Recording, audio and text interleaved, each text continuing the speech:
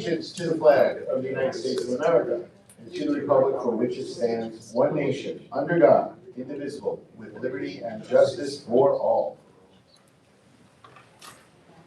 Thank you very much, the overwhelming crowd here tonight for our first of 3 April meetings. Hope everyone enjoyed spring break. A couple of quick recognitions. Today is Librarians Day. Librarians Day. It follows up on April 4th, School Librarians Day, and anticipates next week's National Library Week. In honor, I'd like to call out our high school librarian, Ms. Samira Salzberg, our middle school librarian, Ms. Valerie Compton, our Canada librarian, Ms. Michelle Castafilippo, our Jackson librarian, Ms. Danielle Malia, and our Ratner-Seaman librarian, Ms. Stephanie King. Thank you very much for all that they do.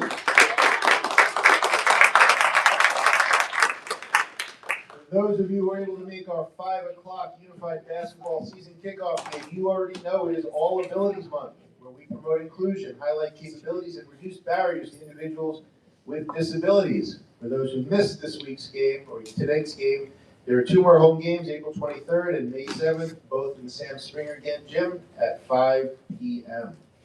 A few quick items before we very quickly go into our agenda. First, next week, ELA state testings for grades 3, 4, and 5. Next Thursday, the 23rd, is the Jericho Hall of Fame induction ceremony, an annual event where 4 Jericho graduates are recognized for their success and contributions to society.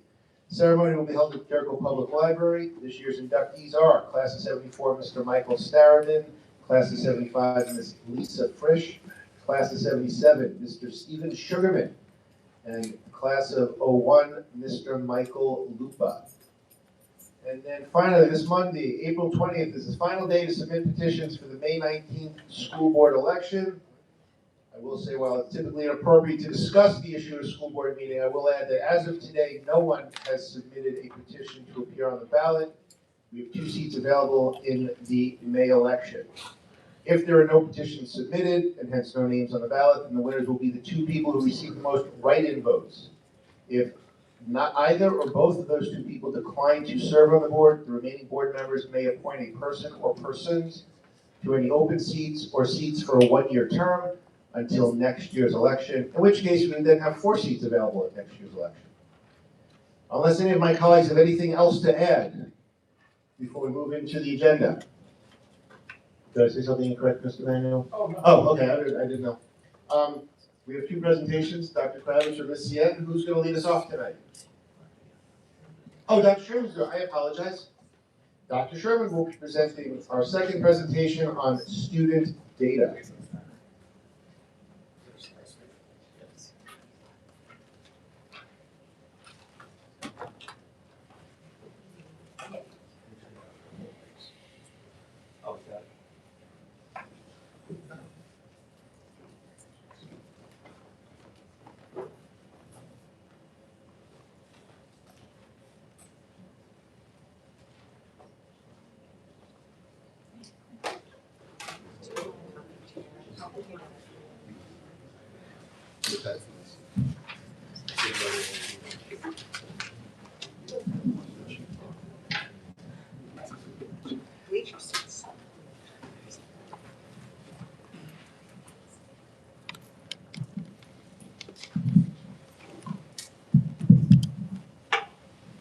Okay, good evening, everyone.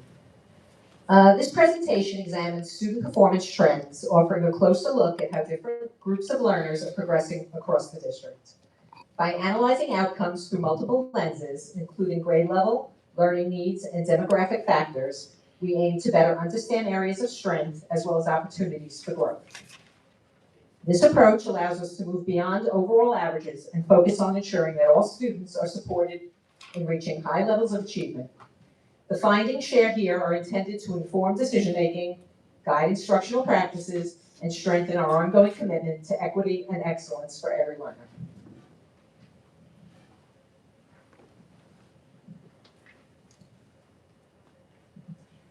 So this is a deeper analysis of than what you saw in the fall of the New York State grades 3 to 8 English language arts and mathematics assessments for the Jericho School District. So focus areas you will see across this presentation are distribution of scores by performance levels across grades, analysis of student subgroup performance, identification of achievement trends, key findings and areas for growth, and evidence-based strategies to improve student outcomes. So these are the ELA results for the entire district for the last school year, 24-25. And you can see them, performance distribution, by grade. Okay, as you can see, levels 3 and 4 equal our proficient students, and our scores are tremendous, with very low level 1s and 2s. Is 1 and 2 below grade level? Yes. 3 and 4 is above grade level. 3 is basically at grade level, and 4 is beyond grade level. And is this one of those ones where this is ELA, sorry. These are the New York State exams for ELA and mathematics. So we're going to go through ELA first. So these slides present New York State Education Department grades 3 to 8 ELA and math results by subgroup, showing how students are distributed across the 4 performance levels for each grade. When you don't see any data, it indicates there were less than 5 students in this category. Again, this breakdown helps highlight patterns in achievement and areas where targeted support can strengthen outcomes for all student groups. So we're going to look at a bunch of different subgroups, which we could not get on all slides. So they're going to be broken up. So we have race and ethnicity, we have students with disabilities, economically disadvantaged, and our English language learners. These subgroups are categorized by New York State. Is there one reason that maybe we'll get to later where grade 6 falls down so much? Well, we'll discuss that. That's a transition from elementary to middle school, and we will get to that.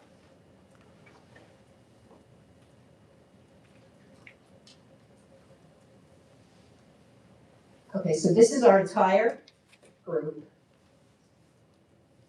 Grades 3 to 8 in totality, and this is broken down by race and ethnicity, Asian, white, Black, Hispanic, and multiracial. This goes across 3 years, the 23 school year, the 24 school year, and the last school year, 2025. Well, where are those numbers? Those are the 3s and 4s? These are the 3s and 4s. Proficient.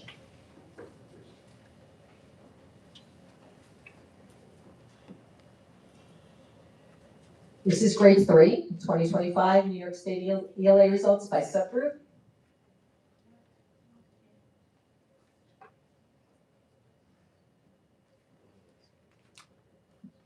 This is the first time that 3rd graders do take a standardized test. They are now computer-based. So our 3rd grade students are taking New York State standardized tests on computers. This is the first year that they do that. So this is grade 4.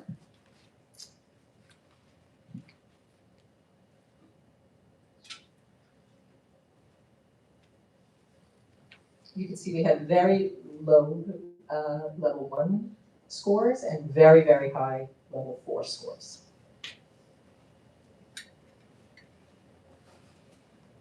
It's grade 5, 2025. Again, by subgroups. Again, very low level 1s, very high level 4. Oops.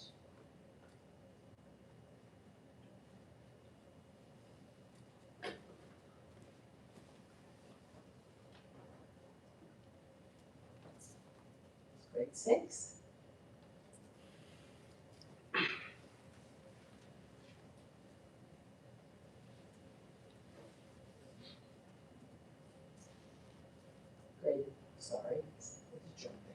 Grade 7.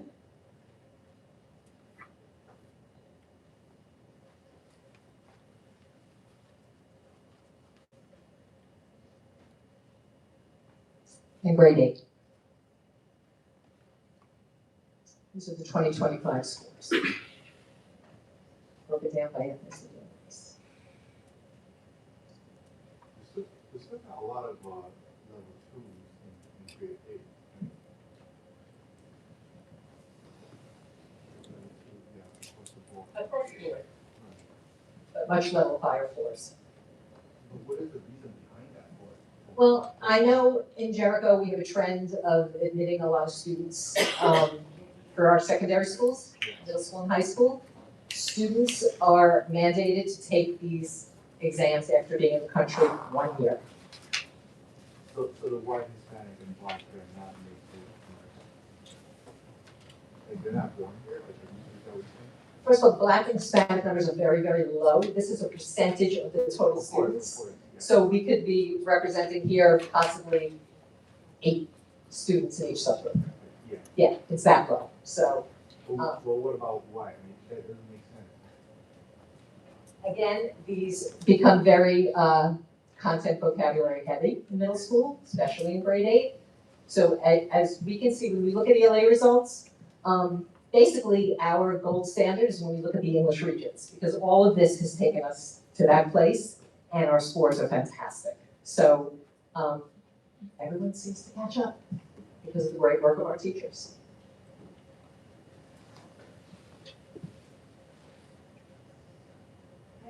Yes. What has been our opt-out rate in 6th and It has dropped tremendously from what it was like pre-COVID. So many more students are taking the exams than were in the past. And does it vary by grade? Like, do you notice that more 8th graders are taking the test than 6th graders? Is the opt-out more certain grades?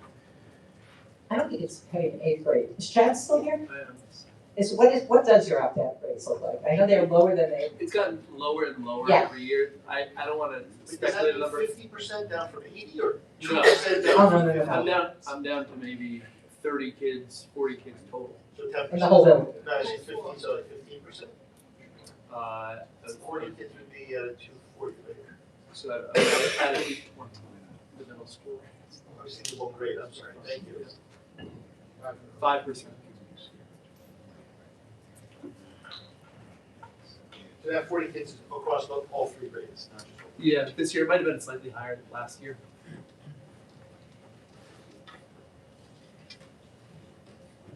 Okay, so now we're looking at a different group of subgroups, looking at the ELA performance in grades 3 to 8 over a 3-year period. So we're looking at general ed students, economically disadvantaged students, students with disabilities, and our English language learners. And this is again, whatever is qualified or it's not proficient, this is proficient. Yes, this is proficiency.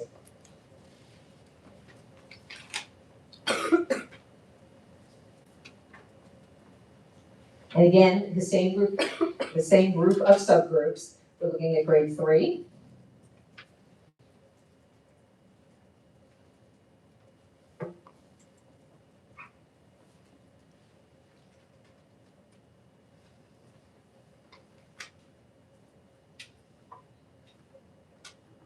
And this is all 4 levels, level 1 through level 4. And again, our English language learners are mandated after being in the country for 1 year having to take this test. So this is grade 4.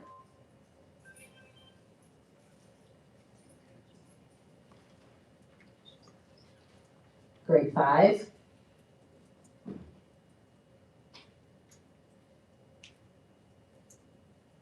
Grade 6. Again, we start to get very content heavy when we hit middle school. So the academic vocabulary is difficult for new, for students who are acquiring English for the first time. It's grade 7.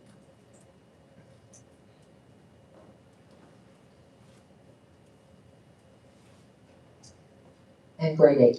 Is the grade 6 dip, is this marked on a curve, or is that grade 6 dip seen in every school? Not in Jericho, but across other districts, or is it, It's usually the elementary to middle school transition. so other districts where even if they don't have a lot of, when you were saying foreign students before, or originally foreign, are going to see that dip anyway? Yeah, because vocabulary increases So tremendously. proficiency rates are not constant from year to year No. for any of these tests. So they can have you can have Correct. high proficiency in seventh grade across New York State, and low proficiency in sixth grade. And it also depends on the cohort of kids as they're moving up. No, I understand, but have we compare that to what statewide is to see whether or not these numbers that we see the dips in sixth and seventh grade are outliers, or if they're consistent with the rest of the state or the rest of Long Island? They're fairly consistent with the rest of Long Island as children are entering middle school. That happens in different grades in different places. Right. So you kind of see that dip as So children. with transition to middle school, you'll typically see. Correct. Okay. So it's got nothing to do with the demographics, it's really just elementary school, middle school. Correct. Here are demographics, because again, we do get a large influx of English language learners entering middle school and high school, and that's why you see some of that, because they are mandated after 1 year in the country to take these exams.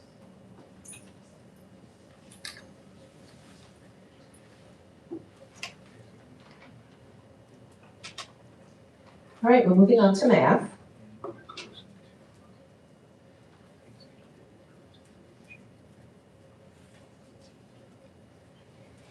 So again, these are the 24-25 results by grade.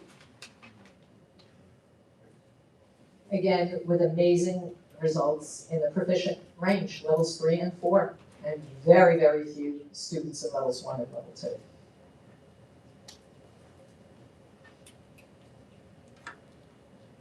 So again, we're looking at proficient groups, showing proficiency over a 3-year trend. This is by race and ethnicity.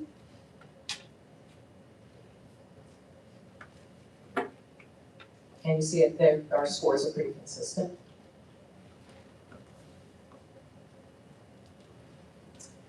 Then we're looking at grade 3.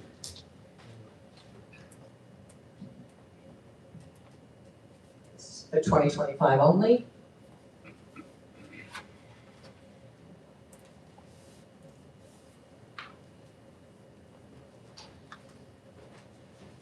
Grade 4. Incredibly impressive. Grade 5. So why that dip so much, grade 5?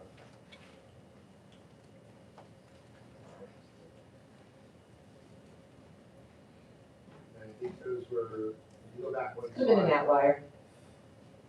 This is grade 5. right, you go back one grade, grade. You had 61, 65, 67, And that's only level 4. right now I have. Yeah.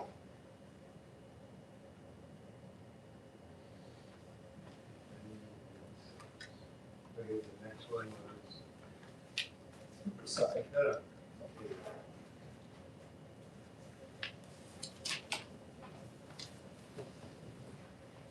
Again, math, even though our students score tremendously in mathematics, it has become very much a reading test as well.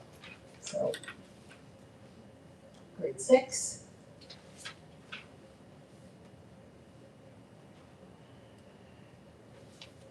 Grade 7.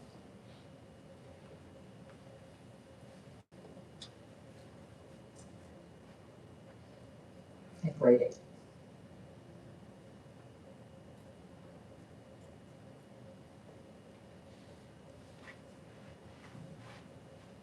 And here are the other 4 subgroups that we were talking about. This is over a 3-year span: general ed, economically disadvantaged, students with disabilities, and English language learners.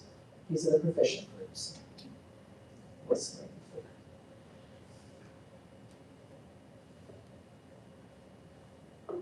Okay, again, the same subgroups. Grade 3.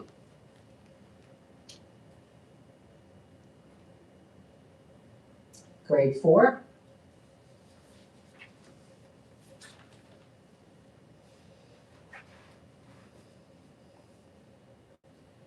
Grade 5.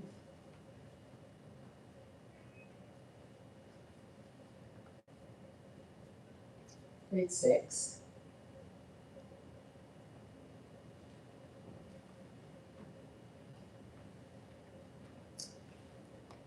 grade 7.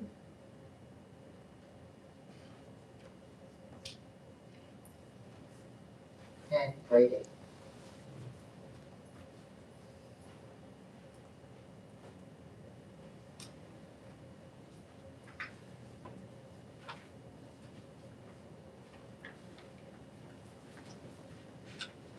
Okay, so when we have this data,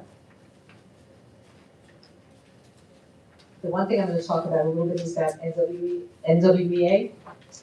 So the MAP growth assessments are computer adaptive tests that adjusts in real time to each student's responses, providing a precise measure of what they know and are ready to learn next. It is given at least 2 times a year in ELA and math to track individual student growth over time and help teachers tailor instruction to meet students' needs. This is given to all students in grades K to 8. For students in grades 3 to 8, the NWEA is predictive of what students will score on the New York State assessments in ELA and math. So we do look at this correlation as well.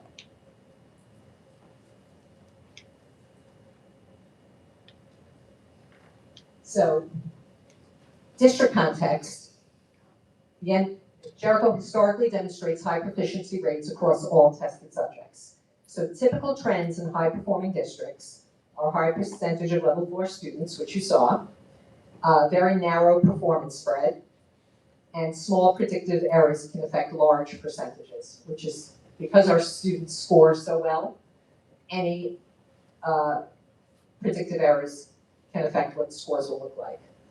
This makes projection accuracy analysis particularly important.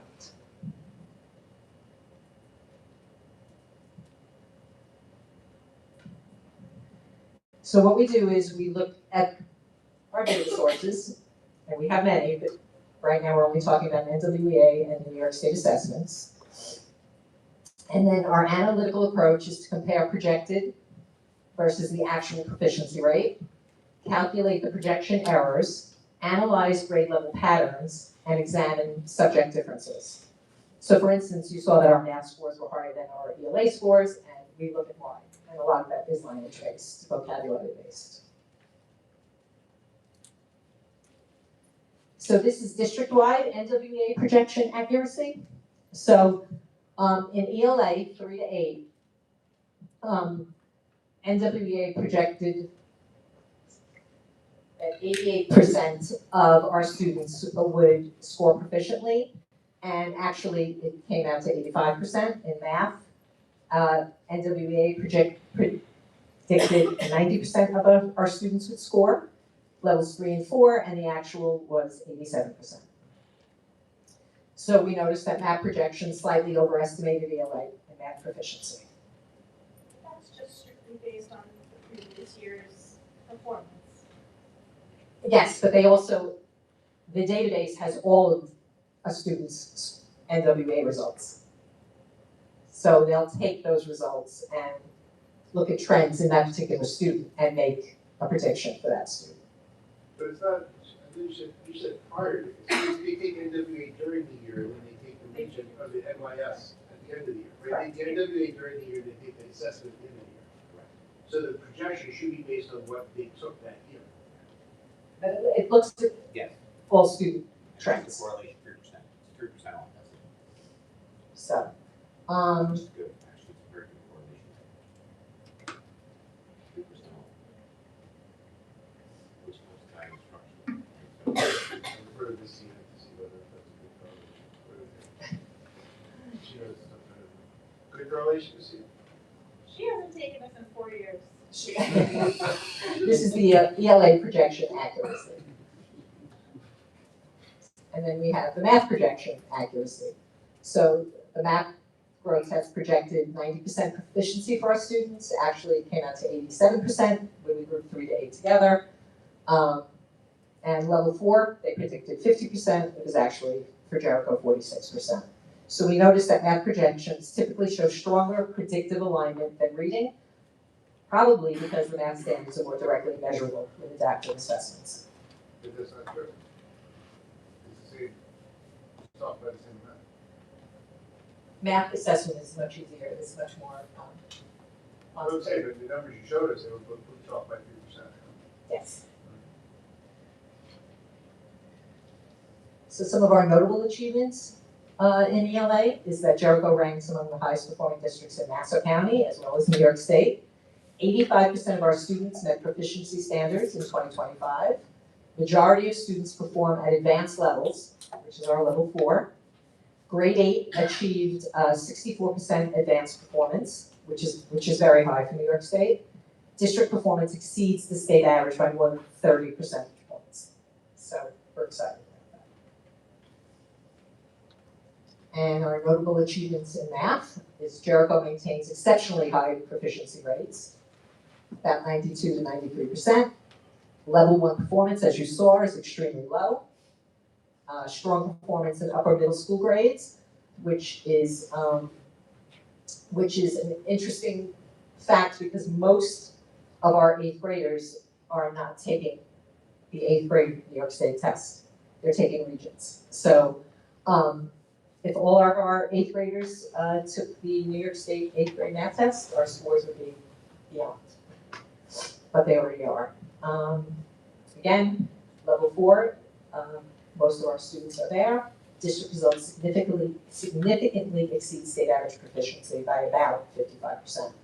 So we're aware, areas to monitor, performance gap for students with learning disabilities, students with disabilities, economically disadvantaged students, and English language learners. There's a slight decline in level 3 percentages in some grades, replaced by level 4 increases, which is exactly what we would like to see. So the transition points, grade 5 and grade 6, show more level 2 students than other grades. We are aware of that. Without memorizing, having memorized numbers, was there a gap with economically disadvantaged students? And nothing that, I didn't think, no, I didn't remember seeing a gap, so, and and again, those numbers are small. the number of students or the gap? Okay, so it's really not as significant. Even if there was a gap, it would be, the sample size is too small. Probably, That's what makes it effective, right? Because the populations are so small. You're running at 99%, 1 or 2 kids push you over that. Right, but I'm saying, we were talking about monitoring that gap, because right now, even though there's small numbers for disadvantaged, you gotta monitor, but there's no, right now, there's no gap. Right, but there's 1 or, yeah, that's correct. There's no- That's what I said, There's no these significant these gap. numbers, there's no gap, there certainly could be, and it's affected by 1 or 2 students. So these are some of the research-based strategies that we use to increase student growth in ELA. We are very much in tune to the science of reading, which is an initiative across New York State for the last few years. We do follow an RTI model, tiered intervention, starting with classroom work. We have data-driven instruction, so there's constantly formative assessments or check-ins that we call them at the elementary schools. Close reading and text complexity, focusing on higher order thinking skills, higher academic vocabulary. We do a lot of writing across the curriculum, and there's professional learning communities which allow teachers to collaborate to analyze student work and plan targeted instruction.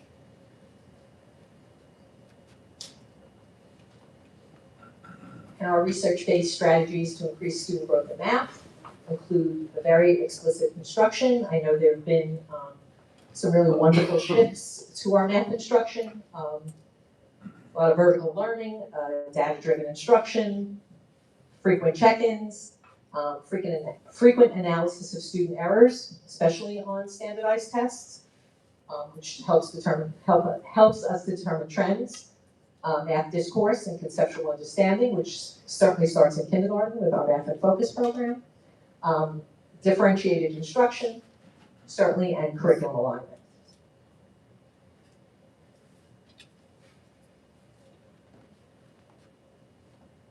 Okay, so one last thing is we are in the process of developing curriculum maps, K-12. It's going to be a process, but we are in pretty good shape with grades 6 to 12, and this will be available for the entire community, hopefully by July 1st, at least grades 6 to 12 core subjects and AP classes, if we were getting there. So this work supports the development of strong K-12 curriculum maps by ensuring consistency and clear progression of skills across grade levels. The focus on structured literacy, explicit instruction, and data-driven practices help align what's taught and how students learn best at each stage. Ongoing collaboration through professional learning communities and regular use of student data allow teachers to continuously refine the curriculum. This ensures that learning builds logically from year to year and that all students are supported in making steady progress. What are curriculum maps? Curriculum maps basically lay out the progression of every subject area.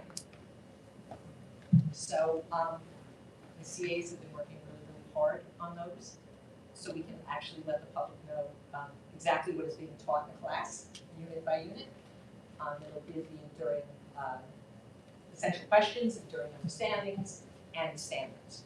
And those will be on the website? Yes. By September or August, whatever. Well, Not in its all of them. entirety. We will have, I believe most of the secondary will be done, Okay. and then we're working on the elementary. And electives will come after. And I don't know if you're to the point yet where, were there like 2 or 3 immediate steps that had to be taken as a result of this data, or basically everybody's happy, and there's no red flags that popped up immediately that said this is an emergency trouble area that we need to start addressing as we started going. Nothing that surprised us. And again, this is data analysis that we've done in the fall. So these are things that we've been working on, such as our students with disabilities and things like that. So you did this in the fall, so what stuff did you implement over the last 6 months, 7 months, as a result of looking at this data? I know we have a lot more, to make it sound simplistic, movement in classrooms. Kids are up and moving, we're looking at research, kids are working, there's more discourse in classes, a lot more student-led work going on as opposed to stand and deliver by teachers. Teachers are meeting, and this is a K-12, much smaller groups of children.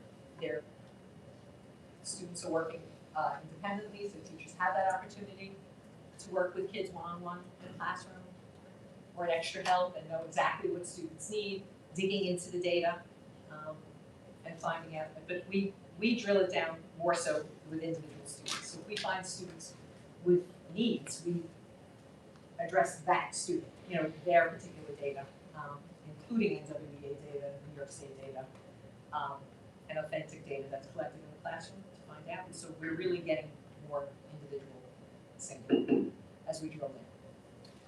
And that's what makes the difference.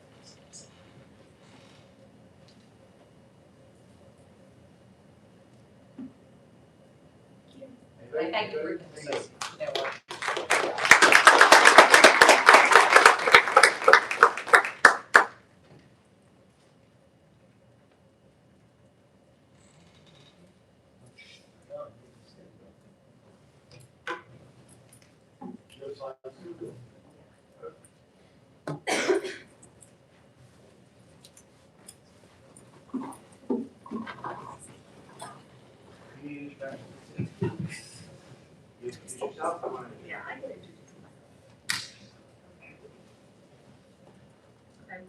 Hi everyone, my name is Cynthia Tian. I'm this year's student representative of the Board of Education, and today I'll be presenting Student Wellness at Jericho. So the purpose of my survey was to, one, evaluate the effects of Jericho's competitive culture on student well-being through looking at factors such as the number of AP classes taken, parental pressure, college expectations, and student belief in ways to remediate that stress. Secondly was to evaluate wellness days in reducing stress and develop ways to enhance their effectiveness. And thirdly was to gather student opinion on assemblies geared towards life skills or mental health. So for my survey, I surveyed 320 students across all 4 grades, with the majority coming from the 10th graders. I included 22 questions separated into 3 sections: A, personal statistics, B, beliefs/suggestions, and C, wellness days and assemblies. And then finally, I condensed the data by separating most personal statistic questions by grade, and then consolidating suggestions into larger categories. Why did most of the responses come from the 10th grade? It's because our advisor, Ms. Schmidt, she teaches mostly 10th graders, so she pushed them onto the 10th graders. Thanks, Ms. Schmidt. Yeah. Okay. So the first question that I asked on my survey was the number of APs that they take this year. And so I asked that to the 10th, 11th, and 12th graders. And so what we can see from this data is that the majority of 10th graders take a median of around 2 APs. For the 11th and 12th graders, the median was around 4 APs. The next question I asked was the number of APs they plan to take next year. And so I asked this to the 9th, 10th, and 11th graders. And there was no significance between this year's and last year's 11th and 12th graders, as with 10th and 11th graders this year plan to take the same number, we're having a median of around 4 at next year. The only difference was within the 9th graders, who plan to take on average 1 more AP than the current 10th graders are taking this year. And so this could be due to an influence of a variety of factors, one being maybe an increase in the school's competitive culture, secondly being that maybe some 10th graders are going to drop an AP next year, and then thirdly, it could also just be a difference in this specific grades culture. I don't know if Dr. Trevor, you would know. I know traditionally the sophomores take English Comp and AP World. AP seminar. I'm sorry, I apologize. I Okay. knew what I was thinking. Seminar and World, what would be the natural third AP that these students would think they're taking next year? Sometimes computer science is one. Cynthia can answer. Statistics. I took 4 APs my 10th grade year, just AP Seminar and AP Worlds, AP Physics, and AP Statistics. And then finally, for personal statistics, I created 4 statements trying to see how different factors influenced the number of APs or what APs students choose to take. And so these factors included subjects, parents, school culture, and college expectations. I had students rank how much they were influenced by each factor from 1 to 5, where 1 indicated strongly disagree and 5 indicated strongly agree. So firstly, was interested in the subject. And as you can see, most students who take APs in Jericho are somewhat interested in the subjects and take the APs because they are interested in the subjects. For parental pressure, we can see that the results were very ambiguous. Some students felt pressured by their parents, others did not feel pressured by their parents, which is a good thing, I guess. But the things that stood out to me the most was school culture, which indicated that most students agreed that they felt pressure to take APs because of the school's competitive culture, in addition to college expectations, where it is very heavily skewed to the right, as most students agree that they do feel college expectation pressures to take the most amount of APs possible to maximize their course rigor load. And then I also asked how many APs they wish to take by the end of the school year, and this symmetry was pretty evenly distributed, as most students wanted to take between 9 and 12 APs. And I think this data is publicly available to most people, and I do believe that last year the median amount of APs that students took was 12. But I also wanted to closely examine how this data held up across school years. And so I took public information and databases ranging from the 2018 to 2019 school year all the way to the 2023 to 2024 school year. And I compared the total number of APs that students took per year, and we saw a steady increase in that. But I also wanted to closely examine this number, as it could have been as a result of an increased number of student enrollments. And so that I divided that by the number of students enrolled in a class per year. And so we also saw an increase in that, which I personally believe is unsustainable as the school continues to increase their amount of AP courses taken. So next, I also asked the students how many hours of sleep they got across all 4 grades, 9th, 10th, 11th, and 12th graders. And we can see that the median amount of sleep that most students get is around 7 to 9, with the one outlier being the 11th graders. However, if we take a closer look at the mean amount of sleep, that typically ranges between 6.5 to around 6.7 hours of sleep, with again, the only outlier being the 11th graders, which had a mean of around 5.95 hours of sleep. When I totaled this up across all 4 grades, I saw a mean of around 6.63 hours of sleep, which is far from the recommended 8 hours. And so in order to closely examine if this was due to any type of studying relation, I also asked how many hours they spent studying, and across all 4 grades, it was pretty evident that the median amount of hours they spent studying was around 1 to 3, and this was also true across all 4 grades, with the mean being around 3.5 hours. I think it's also interesting to note that if you look closely at the data, specifically in the 10th graders some students are saying they spend 10 to 12 hours studying. Can you just go back to the last?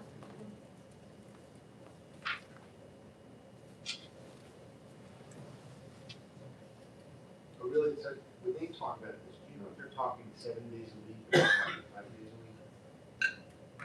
I They're asked not per living on day. These aren't living on 4 hours, I really- 4 hours a night. No, I really hope they're not. Right, no, that's what I'm saying, I'm just curious. I asked, the question wording was how many hours on average do you spend studying per day? Okay, so Yeah. it's for the full 7 days? Yes. And that was the same thing with sleep? Yes.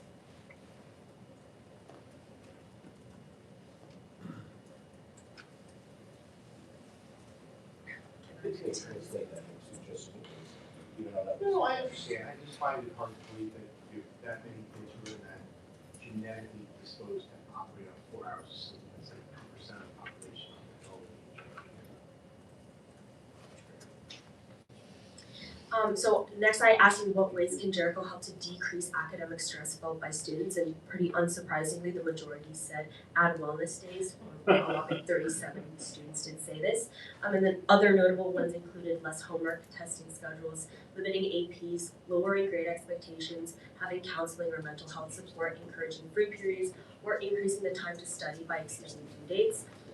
These were other suggestions put in through the Google form, and I have their frequency listed above as well. Some of them are not so feasible, such as making tests easier. However, I do think that some of them might be worth considering, including mandatory lunch periods or increasing school event frequencies. But of all the students, only 30, the highest number was 37 for wellness days. Yes. So people really didn't have a lot of ideas. No. I think maybe it more speaks to the fact that like Jericho or the administration has already done so much for us, and like wellness days are pretty effective. That's a great Stop. Stop. It's a great answer. It's really interesting. What is the majority of the audience? Cynthia, next test is gonna be easier. Please. Okay. Do you think any of these are particularly attractive?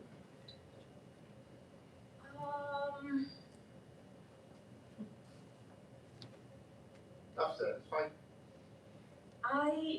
I'm not sure because it's not like I was trained to become a teacher, and like I'm not like the one teaching classrooms and seeing like how different results yield for different students. But Was there anything you did when you saw it, you said, wow, that's an interesting idea? there was one, it said homework only done if you feel like you need more help, and they said they instituted the math department instituted it this year, where they only were required to do homework if they felt like they needed extra practice on the subject, which I thought was interesting. I don't know how that would vote in practice though. So what was this fabulous thing you instituted this year, These Mrs. are Christie? check-ins. Check-ins. But who's decided, that you're saying they only need to do extra homework if they feel they need it? So what happens is the teachers will post, problem sets with answers right there with it. And the whole idea is it's opportunities for students to check their understanding. So the questions are there, the answers are there, it's all up front. Here's a problem set, and it's more about self-assessment for the student as opposed to a compliance thing. I had this in my physics class last year too, but I still did all the work. Can I continue? Okay. And then secondly, I asked in what ways can wellness days become more effective at reducing stress? And then again, pretty unsurprisingly, most people said institute more.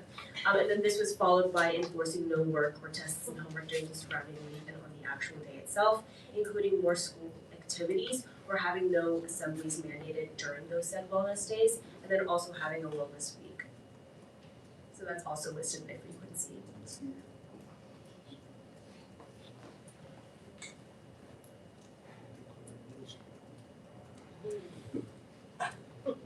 Does that mean that there's not supposed to be work on wellness days, but teachers still assign the work? Yeah. Can I continue? What was that? The siren. Okay, and then finally, I surveyed students' interests on assembly topics, so that included Northwell health well-being, mental health awareness, mindfulness, risky behaviors, sleep education, digital detox, anti-bullying, career planning, cultural diversity, and environmental sustainability. And by far, the most ones wanted by students included mental health awareness, sleep education, and pretty unsurprisingly, career planning, which so many kids wanted that the data actually went off the page. But I actually also wanted to point out other ones, including the Northwell Health Wellbeing workshop, the mindfulness workshop, as well as risky behaviors. And then these were some of the other suggestions that students put in, including politics, stress, competition, cyberbullying, academic pressure, healthy habits, study skills, time management, parental pressure, health, taxes, finance, and a digital footprint. And that's the end of my presentation. Thank you.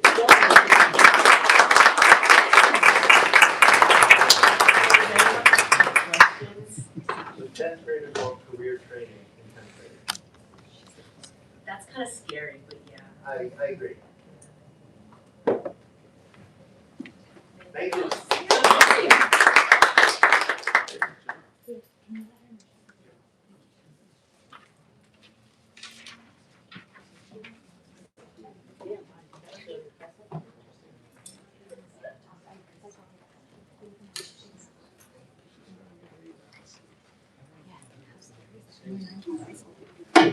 Thank you very much to Dr. Sherman and Ms. Tien. Great job all around. Opportunity for the public to be heard. If you'd like to make a comment or ask a question, please approach the microphone, tell us your name. And if you're representing a specific group, your affiliation. If you'd like your statement to be included in our board minutes, you must hand a written copy of your remarks to our district clerk, Victor Manuel, before leaving tonight. As always, public discussion on matters relating to staff and students during which their reputation, privacy, or right to due process, or those of others, could in some way be violated is prohibited. Dr. Sundberg. May I hate to follow Cynthia. No one wants to follow Cynthia. I'm an employee and not a resident, so I hope you will accept me as a member of the community. As I take time. Joking, of course. So I might contribute to your recent discussion about changes to our current DEI policy. I agree that other Board of Education policies already ensure a degree of fairness through civil rights and non-discrimination frameworks. But those policies are essentially restatements of federal and state laws and regulations. The DEI policy serves a different purpose. It is not redundant or regulatory, it is strategic. Provides a framework for proactively designing experiences and opportunities for students. It guides decisions about curriculum, professional development, and community engagement beyond mere compliance. And that distinction matters. The policy calls for elevating historically marginalized voices, engaging students in discussions about complex and sensitive issues like racism and bias, and fostering meaningful community dialogue.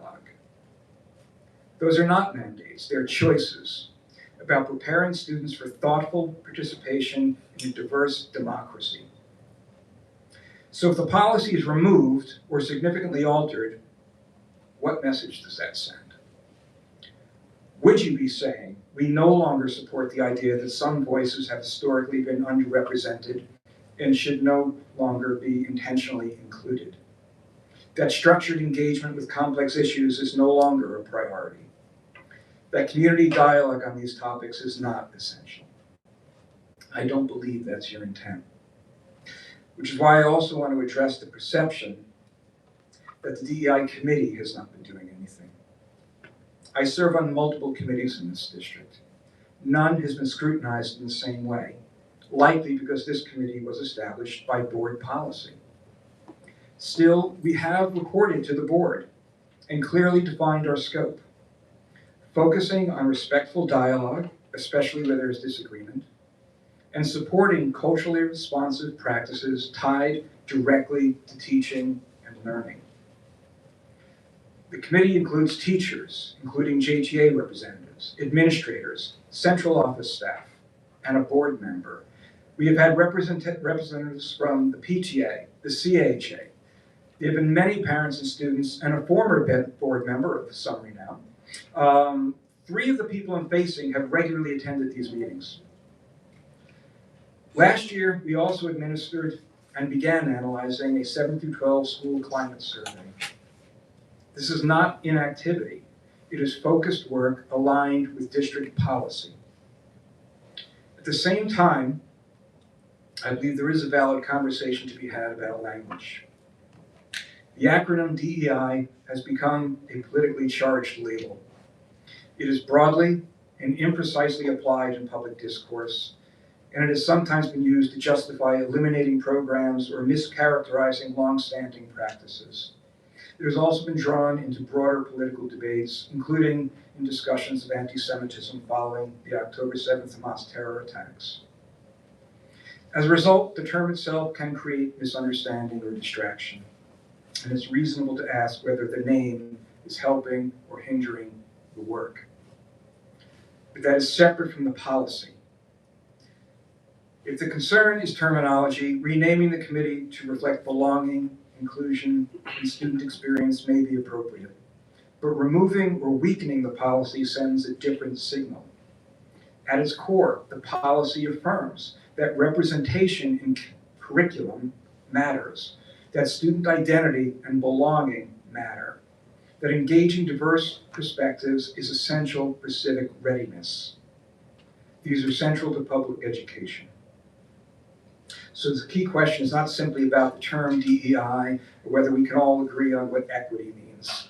It is, do we still want a clear, board-adopted statement that affirms and guides this work? If not, we should all be prepared to explain why. All right, thank you.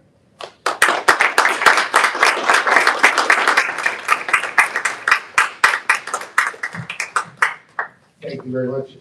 Just a personal note, not personal note, factual note, we will be addressing the DEI policy again at our meeting next Wednesday, the 22nd. So anyone who wants to hear more policy discussion, that is one of the policies that we'll be tacking on at the end of that meeting. We'll be mostly starting off discussing policies in the 5,000 sections, but because DEI required more time, we will be continuing that conversation next Wednesday. But show up late, because it's going to be at the end of the meeting. Anyone else? The Wozniak twins, yay.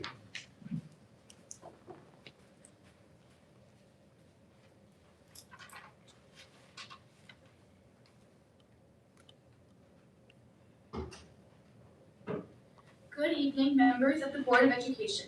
My name is Caroline Wozniak. My name is Natalie Wozniak. We are both in 8th grade, and this year we had the privilege of serving as co-presidents of the Best Buddies Club. Best Buddies has been one of the most meaningful parts of our middle school experience. This club is about friendship, inclusion, and making sure that every student feels like they belong.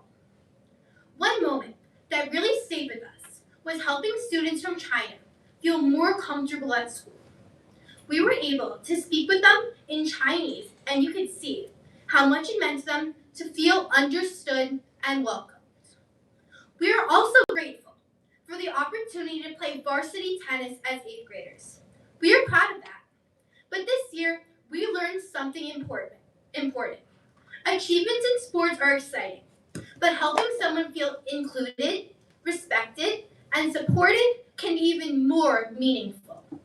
Through Best Buddies, we also learned that leadership sometimes means standing up for others, especially when someone is being excluded or bullied. Even small acts of kindness or speaking up can make a difference. We want to thank our principal, teachers, and staff for supporting programs that encourage students to care about one another and to build a community where everyone feels they belong. We also wanted to speak about something that many students have been thinking about recently: mental health. The recent loss of a high school student in our community has been very sad for many people. Even for younger students like us, it reminds us how important it is that students feel supported and know that they are not alone. Students sometimes face pressures that adults may not always see. There could be academic stress, social pressures, and sometimes the fear of being judged or excluded. Bullying can make those feelings even heavier. When someone feels targeted or isolated, it can affect how they see themselves and whether they feel safe coming to school. That's why it is so important that schools continue to focus on mental health and create environments where students feel safe speaking up and asking for help. Programs like Best Buddies help create a culture where students look out for one another. They encourage us not to stay silent when someone is being treated unfairly, but to stand up, support each other, and show kindness. Sometimes the most important thing a student can feel is that they matter and that someone cares. We are grateful to be part of a school community that values kindness, empathy, and respect. Thank you for listening.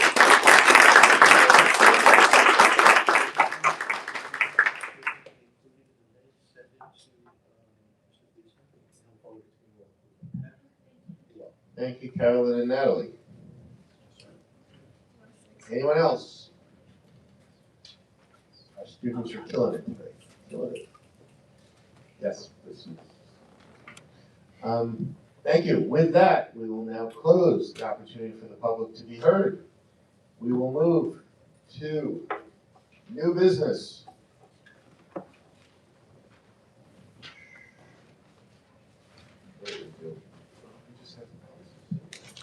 Do I have a motion to begin work on section 6000 of the board policy manual? To accept the first reading.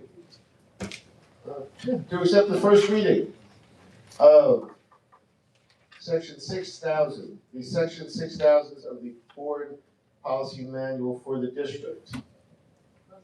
Thank you. Second, thank you, Dr. Balachandar. We now open it up for discussion. We look forward to seeing all of you leave, but hopefully some of you stay for at least a couple lines.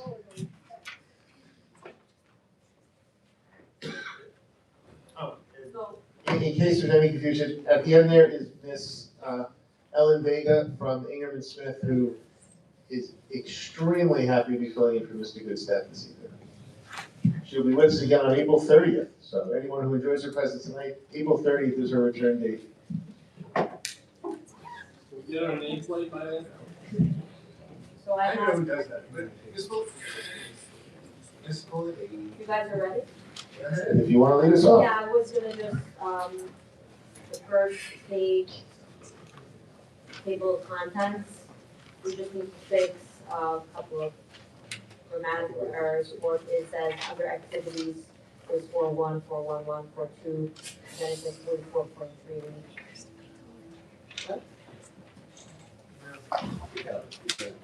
What? I'm doing 6,000. Yeah, so I'm just reading off table of contents. Okay, so I just need to fix 44.3 and then the next one which just says 4. I just, mine is going to create, but I don't know. Yeah, I know. That's what I'm saying. Okay, alright, so if it doesn't exist, the error is not there, then disregard. It seems like the one online is like that, screwed up, but the other one was fine. Alrighty. Anything else on the table of On the contents? table of contents is it. Let's go to 6110. Yeah, go ahead. I noticed also that 2.1 certified personnel doesn't have a policy number next to it. It was an old policy. It was actually an old policy 6210. I assume certified personnel is just a section header. Is it not? It's not, it was a policy, it's a very simple policy. I don't know if you want to include it or not, but I just wanted to highlight it. Oh, so you're saying it's in the table, 2.1 is in this table of contents as certified personnel, but there's no policy But number? there's no policy in the new policy manual. Correct, There's right, no it's in the table of policy contents, for but it. it doesn't have a policy. Right, so Okay. I guess the question is, do you want to include it? What does it say? Yeah. It says, the Board of Education shall, upon the recommendation of the superintendent, create, abolish, maintain, and/or consolidate positions involving certified persons as necessary for the proper and efficient achievement of its goals. All assignments and transfers shall be made in accordance with the provisions of law, Board of Education policies, and the employee's negotiated agreement. What is this referring to? It's basically saying the superintendent can do whatever he wants to move people around. Oh, okay. Pretty much. Wonderful. Called Donald Trump policy. Ms. Vega, is that something that we should have in there that somehow got dropped, or is it superfluous? It mirrors what the law provides for, so I don't see any problem with that. Thank you, Mr. Cohen. Let's add that back in there. So what would be the policy? That's so it would be It's 16%. 6210, I'll make note to that effect. It's all of 6 lines.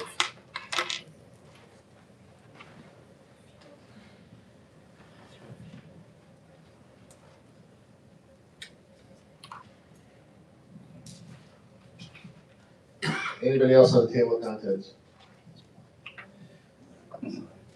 Pardon? No, we have 2 now. 6110.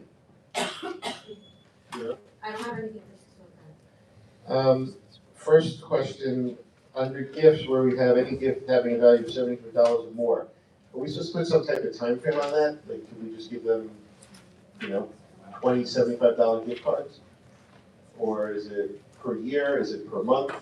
It just says receive any gift of having a value of $75. There's millions of ways around that. Is there any law surrounding this? Sure, it's in the public officers law, this, the $75 is support from the law, it doesn't give a specific. I interpret this as to be one gift, not one broken session, there is a way around it, but it's, any one gift has to be less than $75. But you can use many gifts as you want. I'm just asking, okay.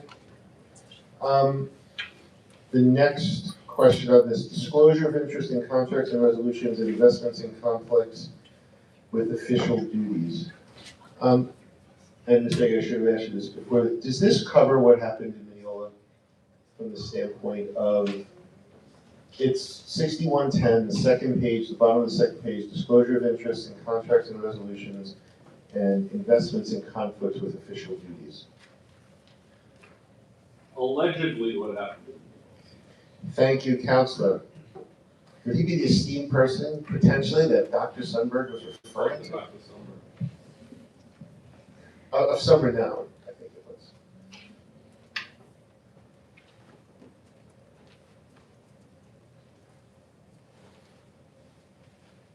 There would be a public disclosure if there is any interest through, in this case. Does it have to be a financial interest?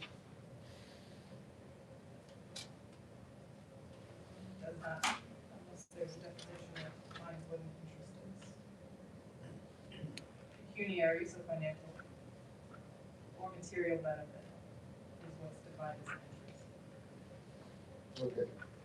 I tried it. That's it. I think it needs to be a little broader. I just don't know what the language is.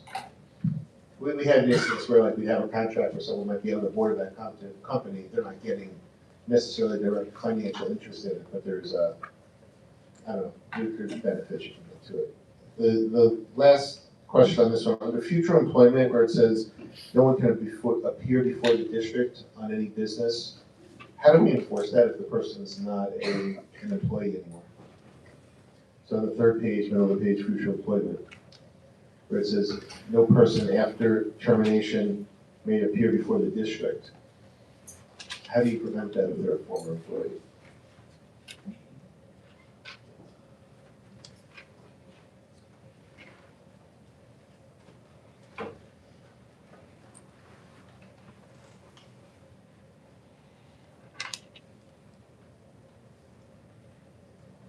Is there a time limit on that? No? I'm not sure what this is attempting to address. I think it's one of these, you can't leave Congress and go and lobby Yeah. Congress, but I'm not sure how they enforce that one. If you leave Congress and go work for General Dynamics, how do they stop you from calling everybody from Congress afterwards? So I don't know if there's some way, it's just stupid, or it's just, this is us trying to be all strict, but there's really no point to it. We'll come back. 6111, anyone?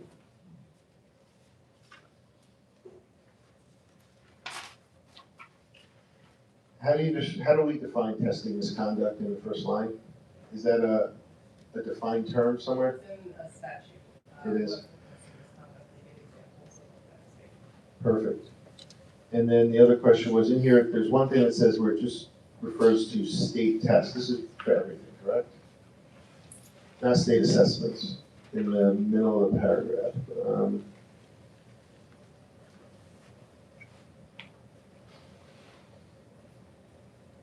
Because on the second paragraph, it starts with district employees report to the state education regarding known incidents of testing misconduct.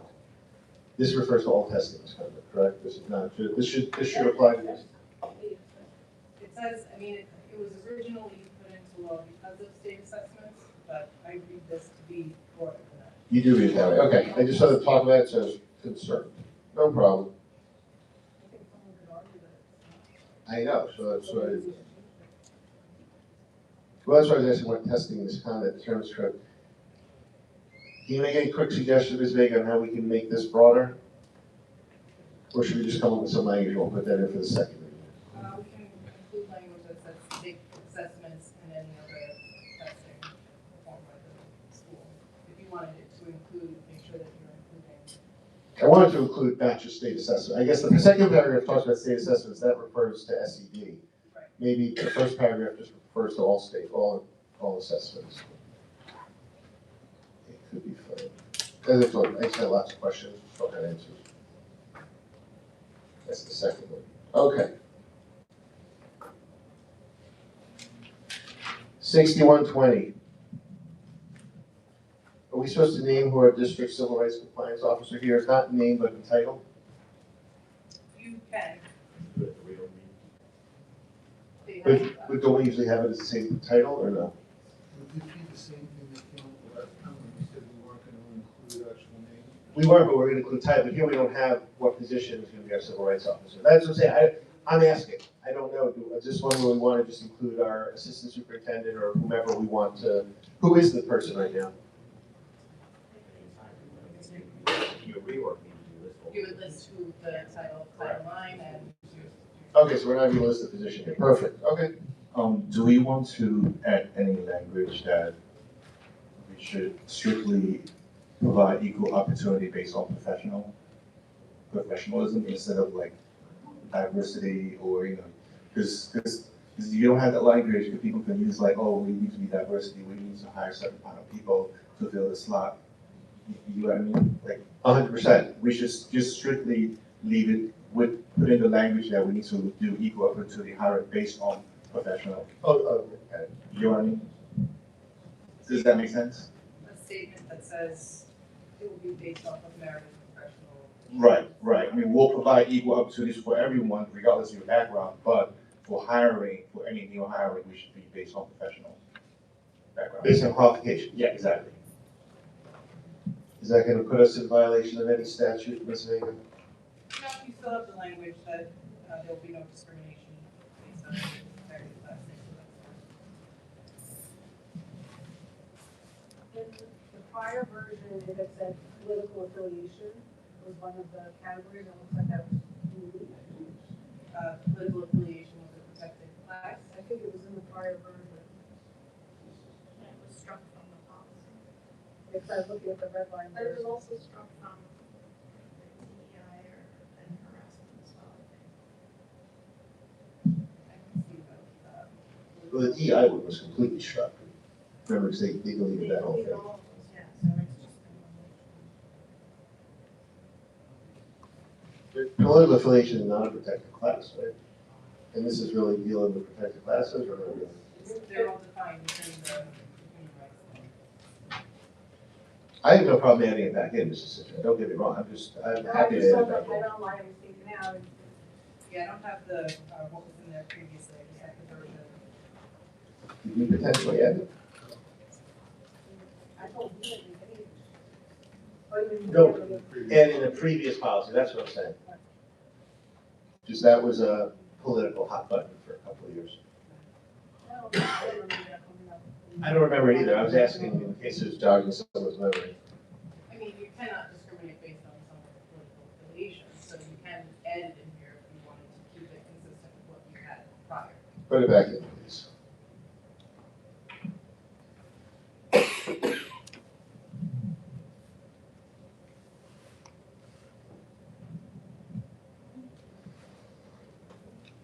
Anybody else on EEO?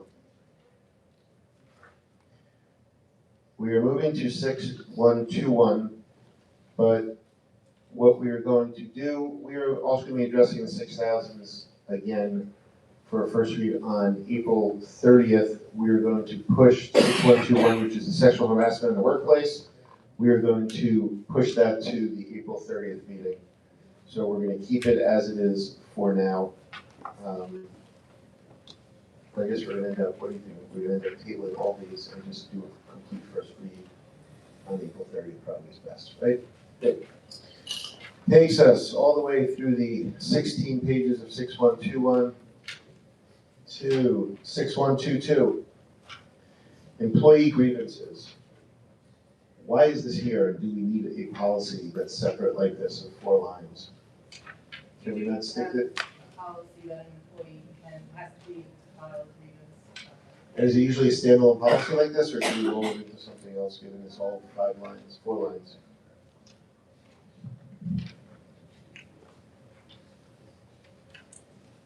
Usually it is a standalone. I would just recommend that you add language that anyone not covered, this would be applicable for anyone not covered by their collective bargaining agreements. A lot of the collective bargaining agreement has a grievance procedure already in it.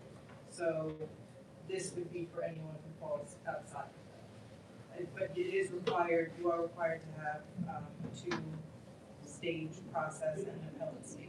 Okay, so legally we gotta keep it, and we're gonna add the language that you just mentioned. Anyone else on 6122? 6130, evaluation of personnel. Is there anything in here where we're supposed to put the frequency of how often these are supposed to be done? And you had mentioned there were some changes going on with APPR. Correct. So under the new SEPS plans, when you ultimately negotiate that with your teachers union, it can vary. So your probationary employees will have to be evaluated on a yearly basis. However, your tenured employees, you can negotiate a longer time frame.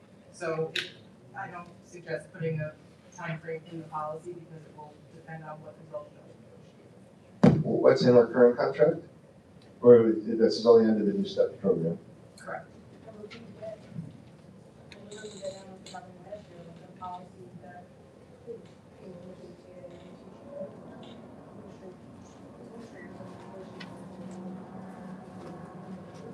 No, it's just what is the current thing? How often? You want me to Absolutely. explain If you know it, So- I was hoping someone up here was gonna save you the walk, right?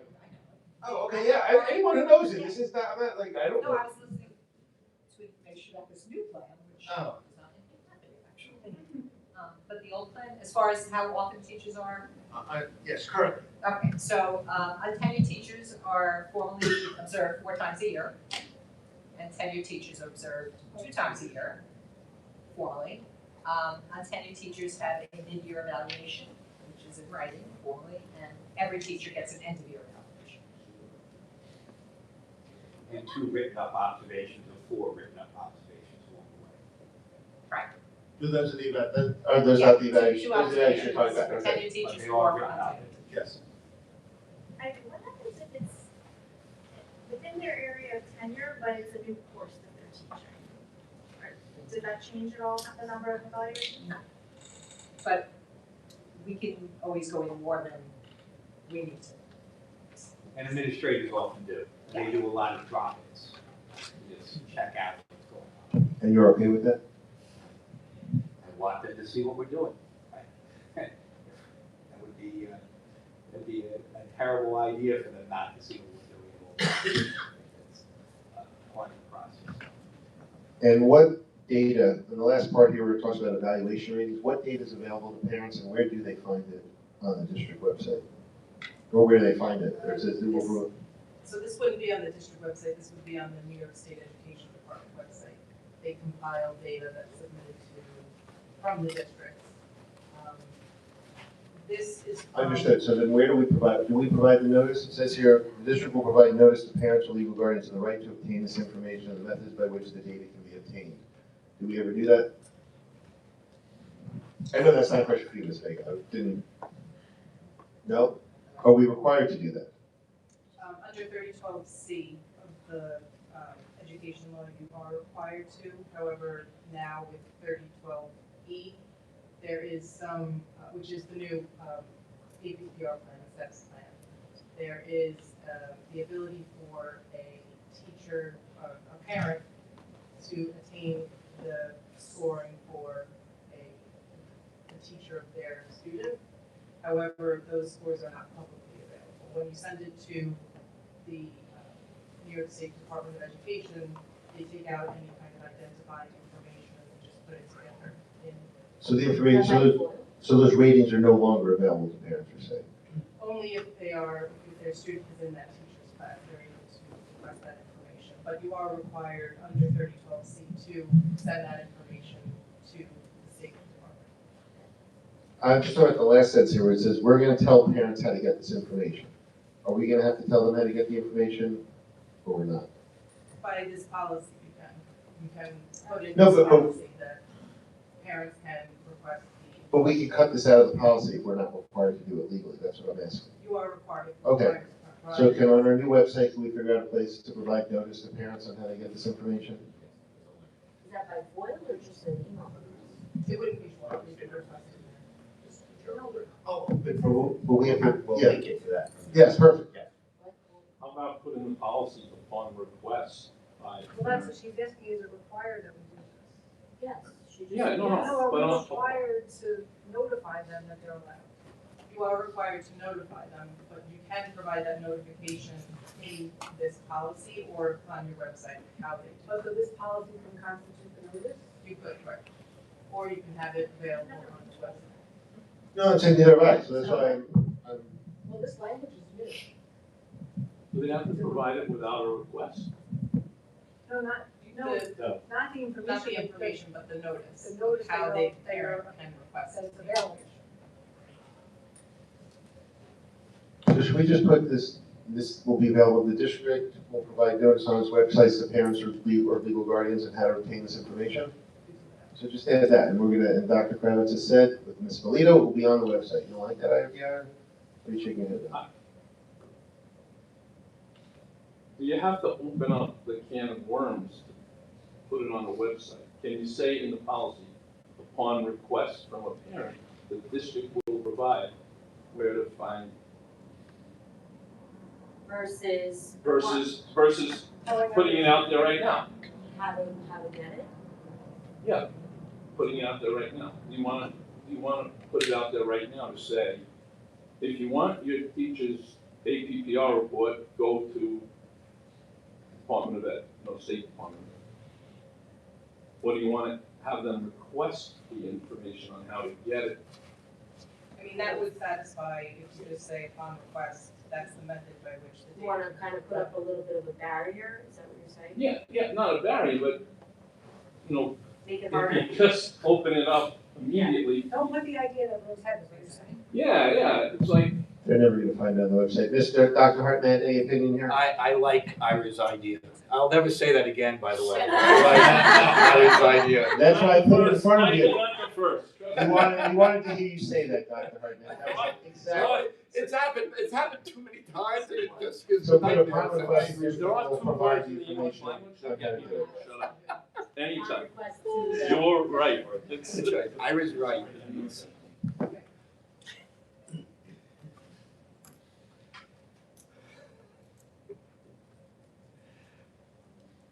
And I won't say often I disagree with Mr. Sheckler, but it's a good idea. All right, so Six. school board? Yep, Question, I have a question, is this,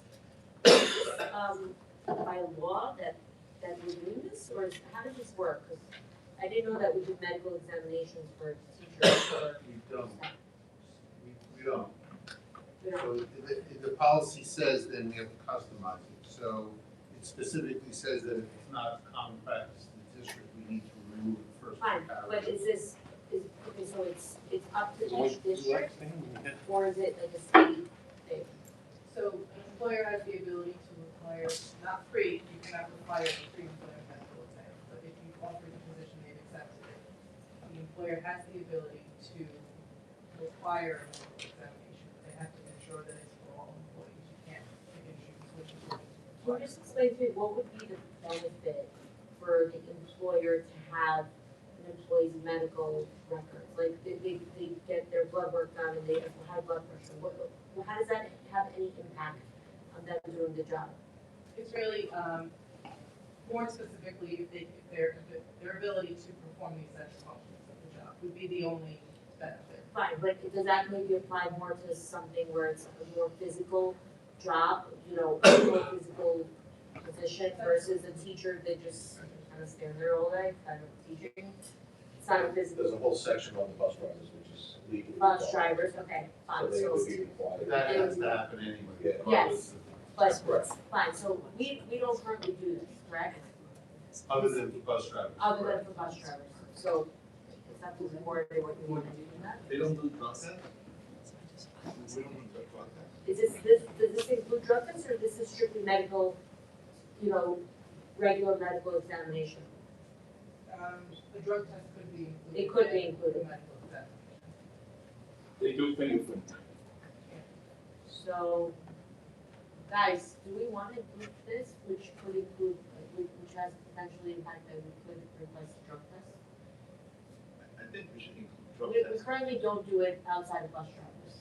We don't, Can we just add drug tests to the teacher's contract? And I have no problem I would adding think it. that would be a negotiated term, you know, in the contract. That's my view too, Mrs. White and Dr. Arnett. I just wanted to make sure that before we go and add something in the so policy, this let's make sure we can policy do it. wouldn't trump whatever exists. I don't know, once again, it sounds like it doesn't exist today. It does in the case of a disciplinary action, right? Correct. Yeah. If you have reasonable suspicion, Yeah. then you can require them an employee. But this is, you're talking you've just hired an employee, so there's, I don't. Right, so we just hired a math teacher, are we doing a medical examination and or plus a drug test? We're not, so. You don't. No, it says we're not. Policy is to stay. No, but could remove the two paragraphs. You're saying the first one, the pre-employment medical examination, the employment entrance Yeah, if examination. you look on page 3 of the policy, it says customized to the district. Yes. If you're not doing it for all, remove the first 2 paragraphs. So we don't do it for all, so we would remove the first 2 paragraphs.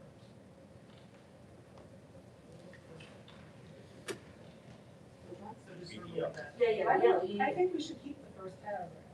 It says the district will not. Yeah, the first paragraph is Why fine. can't we just remove the second Just paragraph? I'm sorry, the first 2 paragraphs under where it says employment entrance examination, that's my Well, apology. that whole Yeah. section too, I see it. Okay, the first, but the first. Okay, paragraph so- says- Second and third paragraph on the page.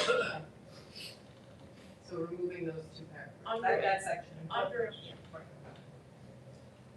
Actually, the second paragraph under could stay somewhere, because that's not really relevant to, that's relevant to all of the things, not just to, it just says that, but that's a procedural. In the next, examinations during employment, you have the ability to require a medical examination. Right, but the second paragraph says, when the examination is made by the school physician, the process is formed by the district, if they elect to have their own, that's procedural, that's not saying, they're just saying if an examination is done. Written here, it's in relation to the first paragraph. So the same statement is stated later on if you choose from a disciplinary standpoint to send someone for medical examination. So what about the next page, the next paragraph? The board reserves the right to request a medical examination at any time during employment in order to determine whether an employee can perform the essential function. That's Yes, that stays. Why? Where is that? Meaning that you determine if the teacher can't perform their duties for various reasons. because Okay, you have the okay. right to decline. And that's in the limits education. Okay. Understood. Our scribes have the suggested changes.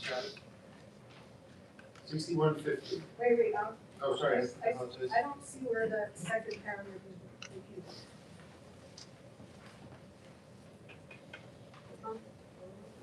The paragraph says when the examination is made by the school physician or nurse practitioner, the process will be performed by the district. The staff member, however, may elect to have a medical exam at their own expense by a physician of their own choice. That's only related to the employment entrance examination, the language of it. the title of that section. That wouldn't apply to like examinations during employment? No, if you're directing an employee to go for an examination, that would be administration. Even if they You would be selecting your own we select the doctors. doctor, okay.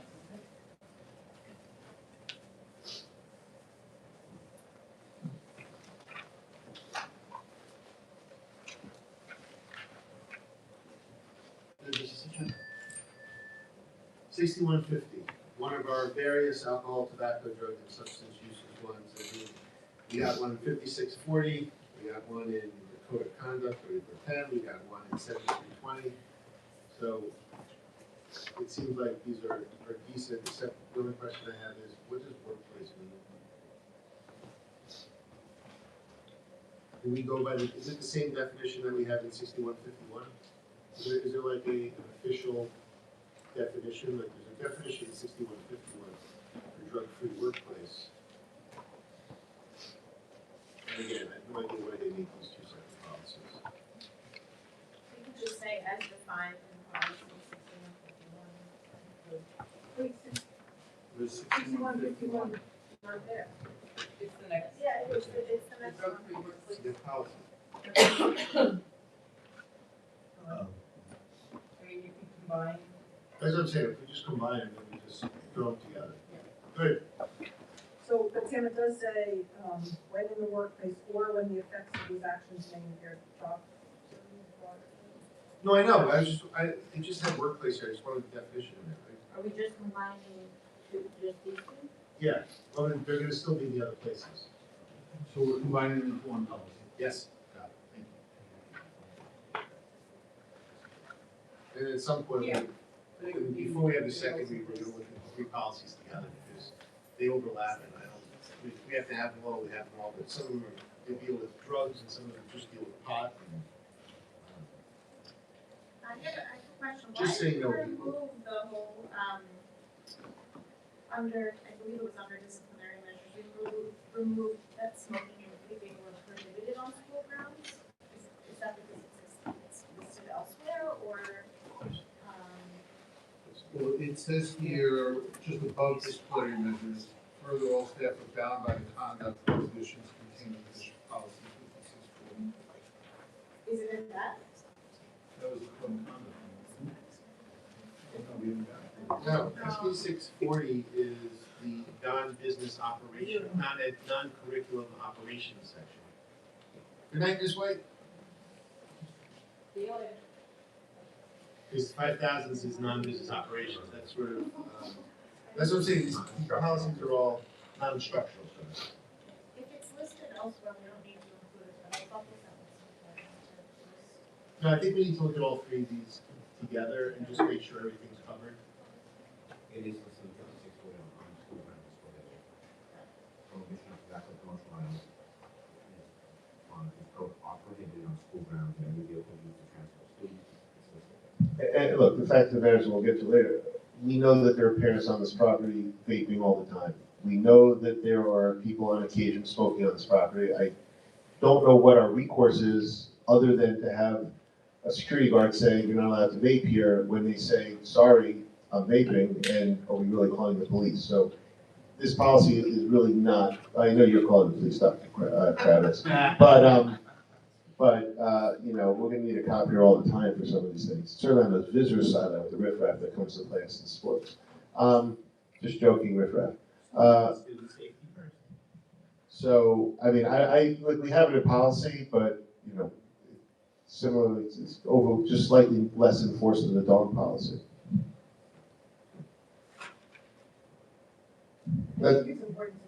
Oh, we have to keep it in there, but let's just be, it's like, you know, at the speed limit. And look, I would love everybody not to smoke and not to vape, and it's a horrible thing, and if someone has a better way to enforce this rule, I would love to hear it.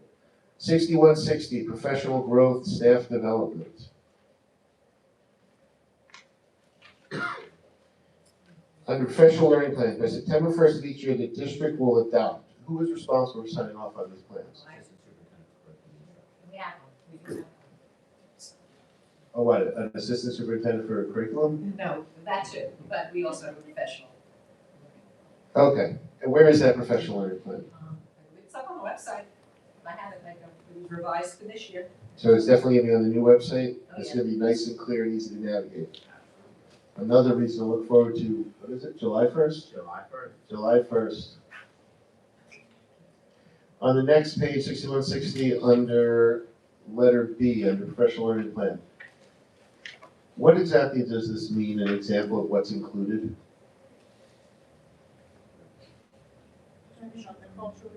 Yes. Yeah.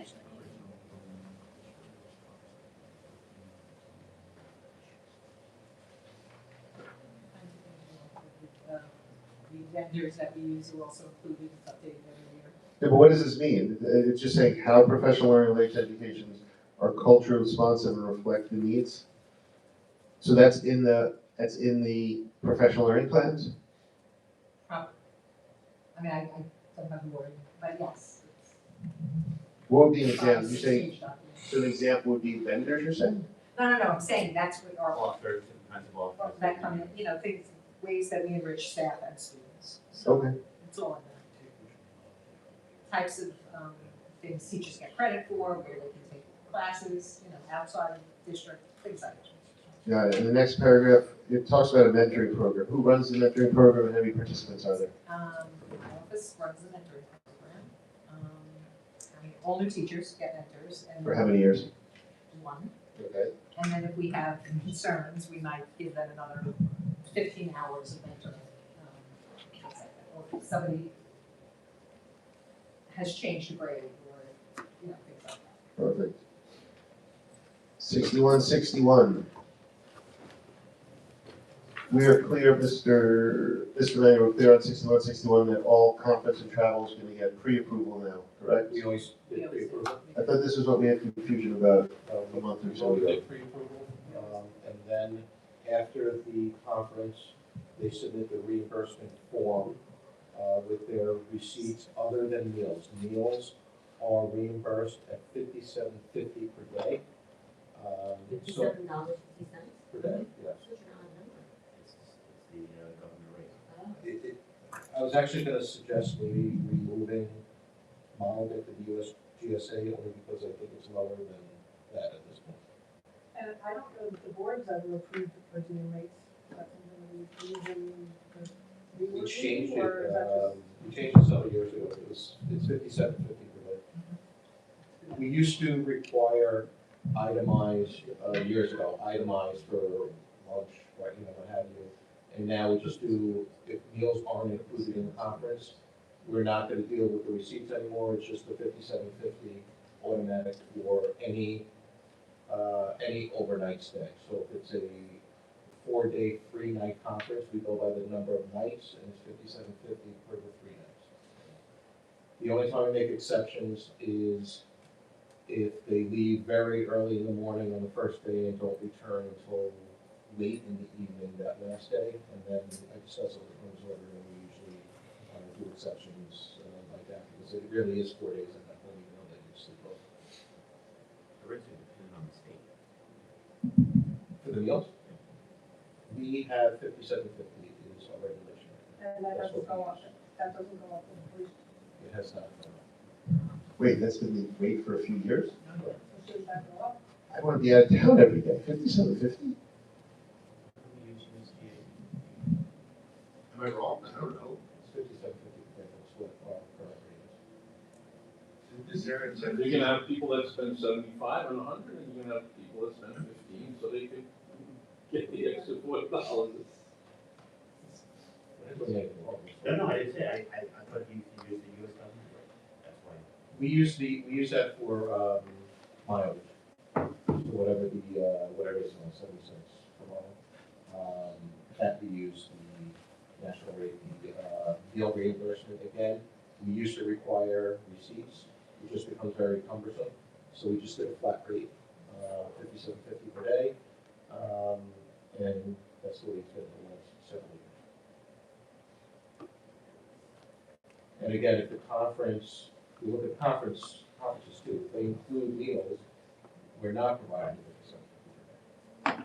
So when we get the conference program or what have you, if it's indicated that it includes meals, then we don't provide for the Clinton River Life Center. So you're changing the language here.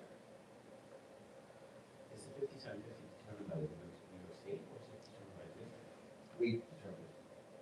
No, but if we determine that, I think what you're saying is, we determine what the per diem rate is, and we've decided to base it on the US GSA number, which is 5750. I'm sure it is currently not 5750. There's a calculation based on rate. It's more, the federal rate is higher. Right, and there's a rate and it fluctuates based on the inflation and everything. Yeah. So every- 5750 is Jericho School District's rate that we reimburse. So if you were If you want to change that, you're more than welcome to, but that's what we've been doing for the past 7 years. That's the reimbursement. Okay, so what's in here is not correct. It matches. The language in the board policy is not correct. It's not, it's modeled after, but it's not consistent. I mean, I don't know what that means, modeled after. This is it. I mean, there's a website, US General Services Administration, there's a rate everywhere you go. But it's not what we've been doing. I understand, it's not what we've been doing. That's what I'm saying. So I don't. We have a flat rate of 5750 per day. Jericho. This is one I don't So care. this should say the flat rate decided by the business office. Approved by the board. Well, we've heard that in thing, we haven't approved. Well, at one point, it sounds like.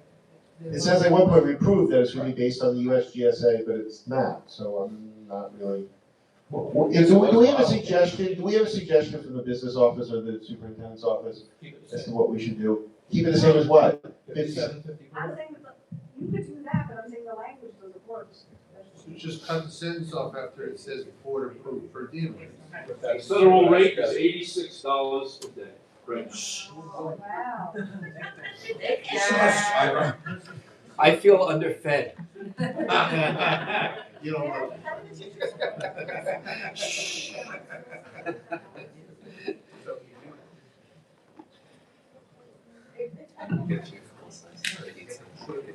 I do think if you come home days, like you get This is that. what it comes to, you get $86. And don't. No, you're but getting, you're you're getting with everything. Oh, so you city. You got 86, but wherever you go, there's a, yes, to the town, the county. Because certain places are more expensive, Yes. that's why, yeah. Right, so. So New York should be.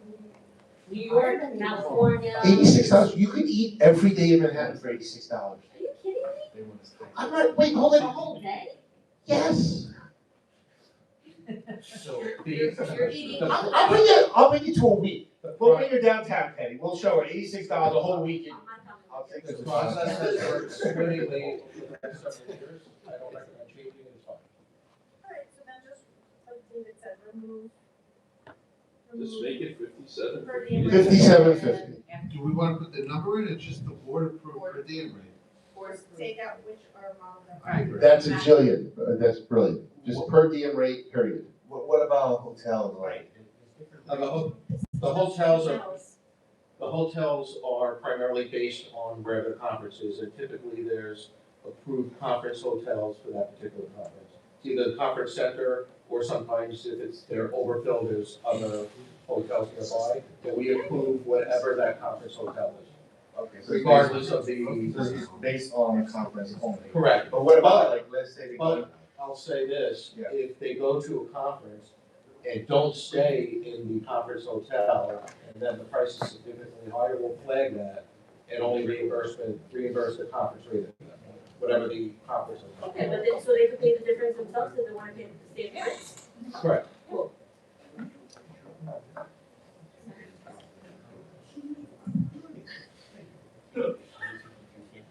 Okay, next. Oh, please don't pay attention to that. Next, fingerprinting of new hire, 6170. Anyone? Great. 6180, staff-student relations fraternization.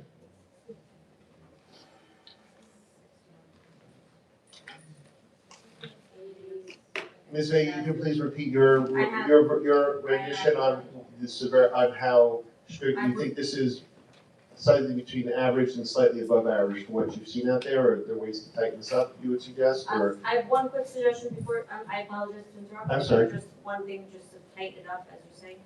In the third paragraph, it says, in like the fifth line down, it says frequent personal communication with the student. remove the word frequent. It should just be, like, no personal, there should be no personal communication. Frequent is clear. Personal communication, I gotta say, what? I think it becomes, and again, I'm doing an example. Some kid has a personal tragedy and the teacher or guidance counselor reaches out to them. Coach. Remove frequent. Coaches. Oh, sorry. And replace the word frequent, but okay, I'll let you continue. How about an appropriate person? If you make anything vague, then it's like open it up to interpretation. But they could say, how was your weekend? That doesn't have to do with the course. Teachers shouldn't be. They shouldn't be texting it. But I'm texting them, if you see them in school and say, how was your No. weekend? How was your mom feeling? There's like an illness or something like that. Like, that's- how'd your game do last night in the game? That doesn't have to do with the. So in terms of policies, I think no teacher should be texting a student about. This their isn't just mom. texting though, this isn't just texting. I'm sorry, texting, emailing, anything, there should be no side conversations, they can ask them on Monday when they come to school. But that's a personal communication. No, but as far as, I think everyone agrees with you about text after hours and stuff like that, but here we're talking about frequent personal communication. It's literally just talking about anything other than coursework.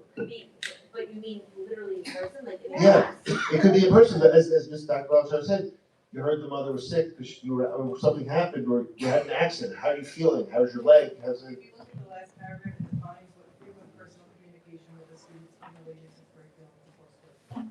Which means, It says, it means any form in which personal communication may occur, including but not limited to voice or text-based communication via phone, email, instant messaging, text messaging. That same paragraph, just the last paragraph. same paragraph, oh, okay.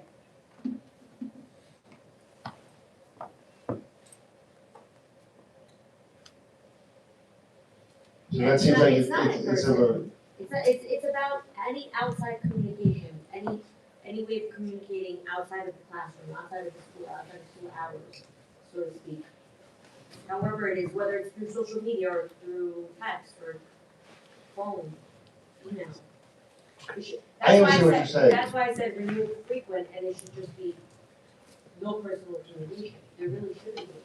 This, I have some concerns with this. Oh, sorry. My fat head's in the way. My biggest concern is usually when we're contacting kids, it has to do with something that's going on rough in their lives. And almost all of it, I would hope all of it, would be via email, through the school email, which has a record of that information at all times too. How are you doing? How are you feeling? Is everything okay? We also live in a world, and I say this in I used to say this in my college classes because I would warn them that I had more tragedies occurring all the time because students would have tragedies to get out of their work too. There's a much different nature in school where you're speaking to guidance counselors, you know what's going on with the kid.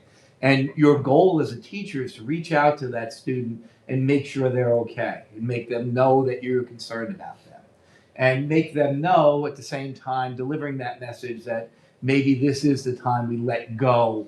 I let go of finishing this particular essay at this moment in time, or maybe you don't have to finish this book right now because you have very important things going on in your life. These are what we do in messages. So it's something about that is personal, and it's deeply personal. Sometimes it bleeds into academics, but I think that's part of our job when a student is struggling at that point. And again, I will emphasize, I think it's very important for that to all occur through school email.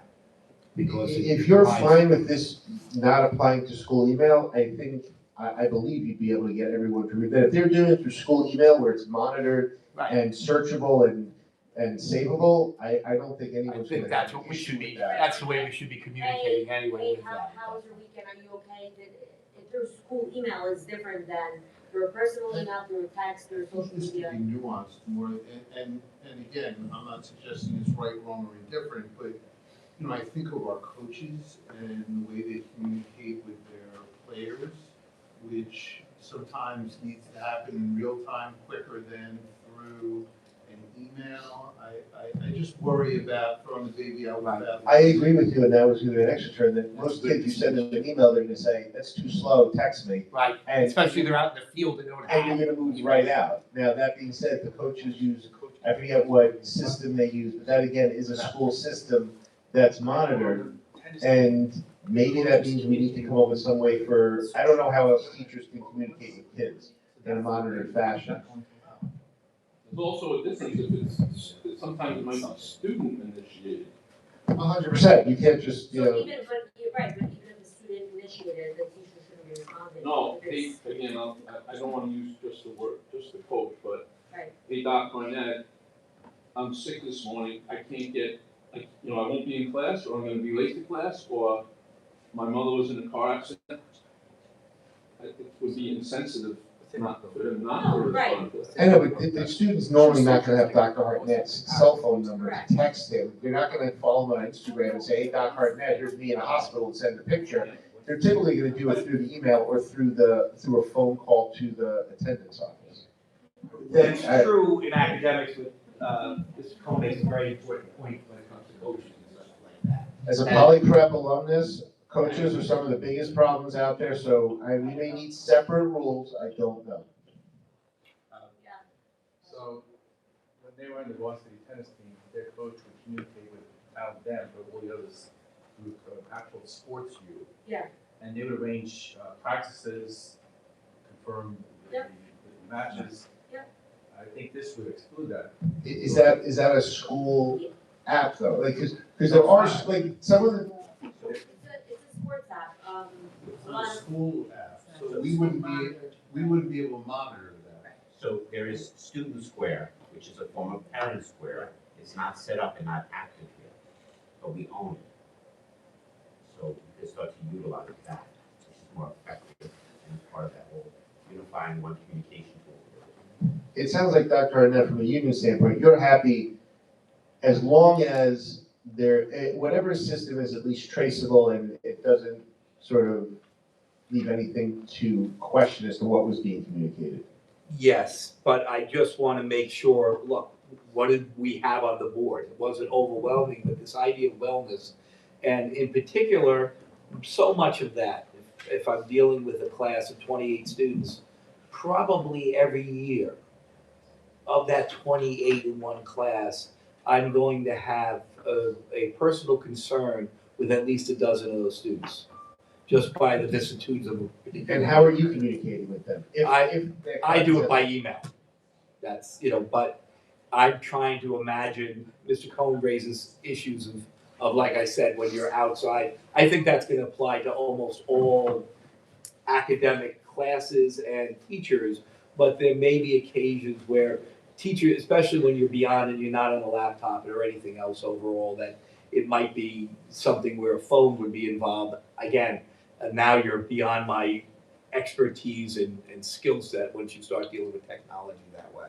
I agree that there should be a way of tracking whatever communication goes on between students and teachers.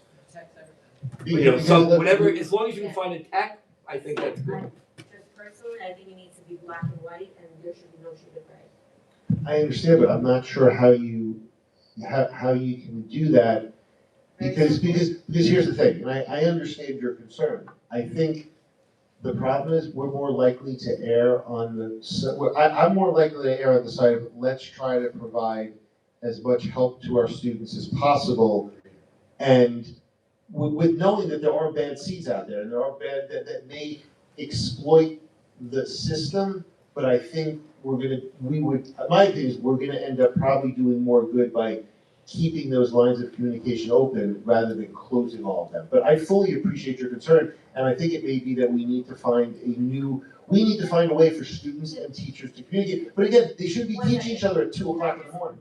From a legal standpoint, if a teacher is texting a student, hey, is everything okay, from a good place, if the parents find out that the teacher's texting their child, does the parent have any kind of legal recourse against the school saying, who gave you permission to be having personal communications with my child outside of school? I'm just bringing this up. If you're talking about a one-time text, I don't think. I'm not talking about a one-time text, I'm talking about, That's why the word frequent is there. that's why I said to remove the word frequent. She's saying, I disagree with you, because I think maybe adding the word inappropriate or something like that would solve all problems. Jericho, the teachers have such nice relationships with the kids, and that fosters an environment where kids wanna learn, and they know that the teachers care about them. Right, but And how they many wanna teachers keep- have, and I'm being- I'm students still talking. exchange, we're talking, we're having dialogue. I know, but I'm still We're talking. having a I'm conversation. still talking, I'm still. Okay, Jill. Stop, everybody, breath, let's go. Ding, go. No. So I don't think that it's correct to say that you can't have a personal conversation with a teacher if it's inappropriate or frequently at a time when it's not relevant to school or but I think it's important for the kids to know that the teachers care about them and they're interested in them because then the kids wanna learn and they wanna do a good job for the teachers. Are you done? Yes, I'm done. So you're saying the teacher can only care about a student by communicating with them Not only through a that, cell phone, but that's why we have school emails, and that's why Dr. Arner said it should be done through.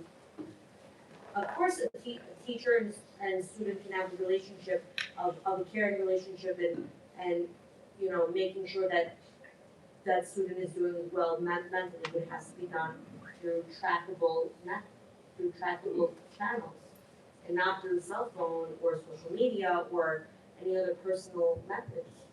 So I could make a suggestion of maybe putting a line in here that says all student staff communications should occur through a district approved or district utilized email or communication to cover that, and then anything that falls outside of that. There may be situations that you'll encounter it, but at least you have a Correct. baseline of all communications should be occurring through that. I agree. You may have a situation where you have a coach that needs to text the kids and we're not on this field, that field, you know, in those situations, I don't think Yes. you're talking about this policy. That's, I think that makes sense. To that, should you that's all. add that there's some element of time, like all non-urgent communication or should happen by. But guys, we're forgetting, this says here, unrelated to official school matters. If a coach is texting a kid, it's a school matter. It's Right. covered under that. Right, So- it's covered. So this sports system that they're talking about, anything like that, that's all sport, that's all matters. So I think the language is in there, if we just go back to what Dr. Hartnett was talking about, as long as it's on a traceable system, we're good. It School talks approved system. And the coaches can still use that system. If the coach says, "How was your day?" He's out of bounds to use a sports thing. But if he's saying, "We're on field XYZ," or, don't forget your shin guards, I'm he's all fine. for that. I worry that we're about to change policy by which we fully have systems in place to fully support that. No, the only thing we're saying here is if you're talking about non-school matters, you have to use email. That's the only thing we just changed here. So, and forgive me, let me give you a hypothetical. Coach knows that they're sending a kid home after a practice or a game, and the kid has shared with them that there's been tension at home. And my parents have been fighting, or I have my aunt and uncle in from out of town, and it's creating a disruption in the home. So the coach decides to text 2 hours later to say, "How's everything going?" So an email may not feel like the most direct way to communicate with that child. And again, I'm not here to say whether that's right or wrong, but I would say that those types of things probably do happen right now. And we may want to stop that, but until we put a system in place to have an alternative, clearly defined system, I don't want to shut down that level of communication that I think effectively supports our kids. But Dr. Carver said we have students. It's not set up, that hard, but it's not set up yet. But this is not going into place yet, meaning this is the first read, by the time the second read, by the time, whatever, could Student Square be set up by the beginning of next school year, which is when this would come into effect? Can I just say something? I still don't get that because, again, I'm not sure why teachers have students' personal cell phone numbers. And I don't know why students have teachers' cell phone numbers. That's the part I don't get. I mean, I understand that might be a one-off, but I'm not sure why that exists. If they're doing it through the app that the Wozniak girls mentioned, women mentioned, or if they're doing it through email, or they're doing it through some other systems, like the sports teams have apps. So at least you have some type of thing there, but if they're using cell phone stuff that is not commonly used, they shouldn't be doing that. And like, I think the app you're talking about, they can go to individual players, it doesn't just have to be the whole team. Right, sports, yeah. Yeah, and that's it, and you know what, if a coach is using one of those, they should have to register that with the district, and then let, the IT department figure out how we monitor that, or how we, whatever, archive those interruptions. I agree with you, I want them to do it, but I'm still not sure, I was thinking about, they shouldn't be texting each other, and if they're doing it, let them use a system that we actually have access to. And I'm all for it. Again, my point is just about making sure those systems are effectively in place before I can agree and sit here and say, doing it through text messages and cell phones feels off. Oh, look, because even that, I think there will be a one-off situation at some point in a few years where maybe next, in several instances a year actually, where a teacher will end up calling a student. I fully expect that's going to happen. If it was a one-time phone call, I don't think anyone here is going to be particularly bothered. If you find out they're talking 10 times a day and no one else knows those conversations are going on, that's a problem. If a teacher is talking to them and they go to the principal and say, here's the issue, or if it's a guidance counselor and a principal and a teacher saying, this student has problems, so I'm saying, But that's why it says frequent here. no, but I think that it should be part of a report, like, yes, I understand, but I think we need to go back to, it's gotta be a system that's registered in the school. Yes, no? I just want to make sure, I'll just give you an example. Tonight, I occasionally looked at my phone. I've had 4 different emails in the last hour from students. Communication goes on constantly. Sometimes I shut off my life and start at 6 o'clock in the morning again. But a lot of the times I try to be responsive to those students. It's one of the things that we do, and other teachers have different policies towards that. Just know that this is, in the email world, we have a lot of check-ins that go on and when we use the word frequently, my big concern is, I just had someone who had a loss in their family. So I've been contacting that kid frequently for the last 2 weeks. Through email. Will that go away? After a little while, once that person has settled down and everything, that's really the rhythms that often happen in a teacher's life. And if we're doing our job well and trying to check on their wellness too. I think we were saying the same thing. Okay, I just, like I said, the word frequently, if it's in with that there's a system in place, and I do agree with Mr. Cohn, I just want to make sure that systems are in place to do those things beyond email for, I think that works fine for the academic level.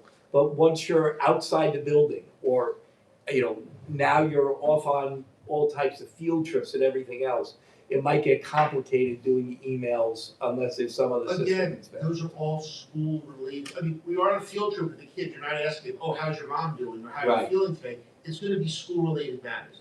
And let's be practical. Or trying to chase down If a you find out that a teacher at 9 o'clock at night called a student because he heard that, again, using Dr. A mother was sick, Right. no one here is gonna go and say, we need to discipline that teacher in some severe way. That's like, we're not completely lunatics. And I think going back to Mrs. Barton's point, we need to err on the side of caution in that case and stay away from that.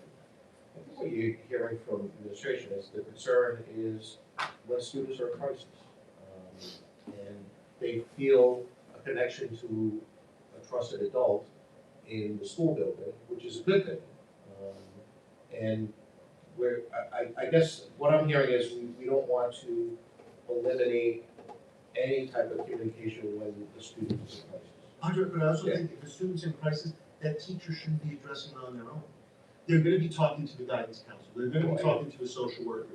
So again, It shouldn't be a private it conversation. provides a whole mosaic of when you're evaluating what the teacher is doing.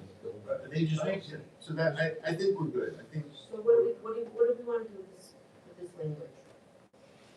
Do we want to say frequent personal communication with the student unrelated to coursework, comma, official school matters, comma, and maybe something to the effect of, or physical or mental health or well-being or something like to that effect, because that's kind of just broad enough that it's the allowing for check-ins about like a family emergency. Student well-being, right, Student or well-being. student well-being.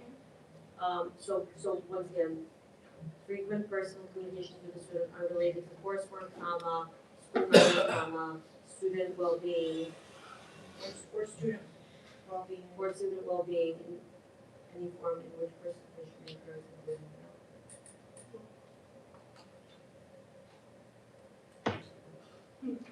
Would that work?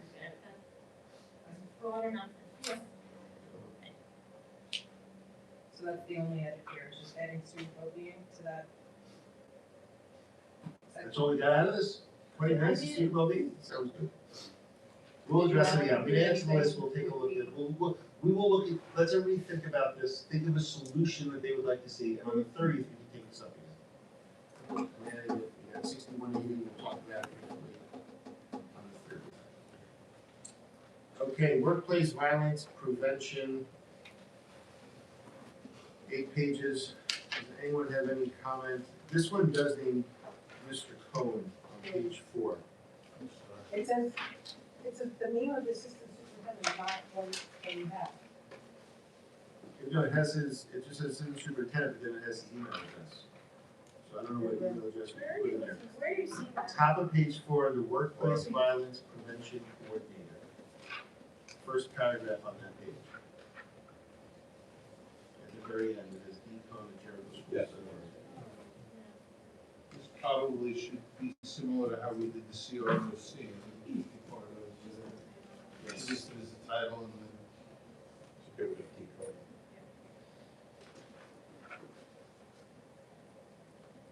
And all the teams, I'm sorry, go ahead. We can keep assistant superintendent if we want, but it's, you know, definitely has email address. Or we can just keep it where we get the name. And just on the page before, we have all these teams and chief emergency officers and district-wide school safety team, and we have these lists of people somewhere. Wonderful. Anybody else on 6190? Oh, I apologize. Page 6, the risk evaluation. The district will engage in a process of workplace risk evaluation designed to identify the risks. Next paragraph, a written WVPP. Do we have a written WVPP? Mr. Cohen? So I was looking into this. We don't. I was talking to Alteris about this. I mean, in some ways I could say that the district-wide safety committee kind of serves this, but I was talking with them about creating a separate subcommittee to meet this, and then the subcommittee would essentially create a list each year if applicable of any risk factors that would define this. Yeah, but then we're supposed to have A program, yeah. a written program. Right. First, are you saying we're gonna write one, or we wanna get rid of this? I assume legally we can get rid of it. I don't know if legally we can get rid of it, we haven't had it, so wanna I don't know if legally we can get rid of it. Dr. Kravitz says we wanna have it. Ace trumps king. No, that's Just have a workplace. No, we would work with it. All this time is what we do. Yeah, you should have that.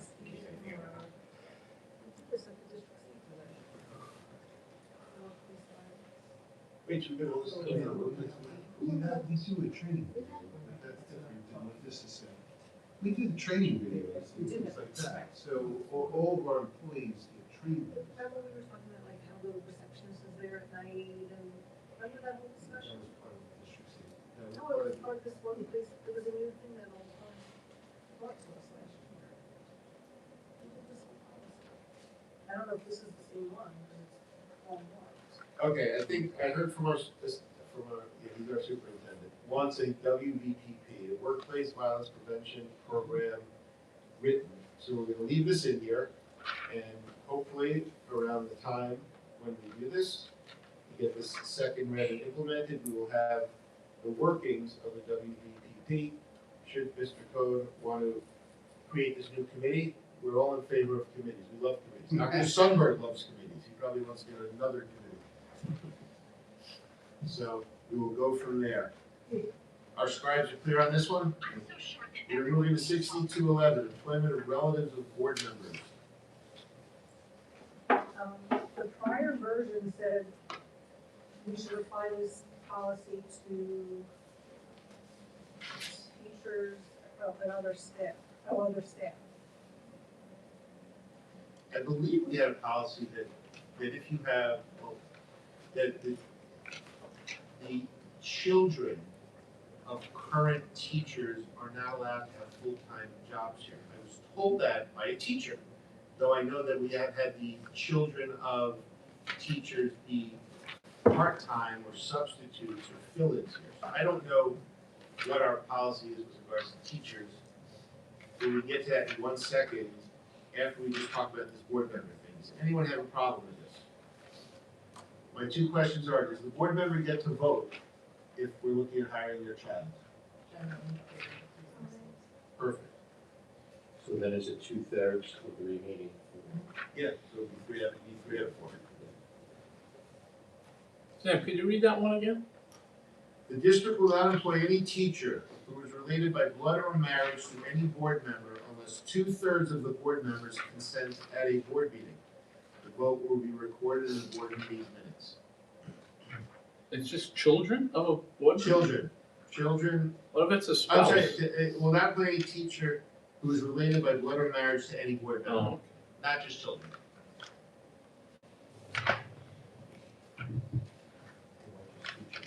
What? Just teacher. What else do we hire?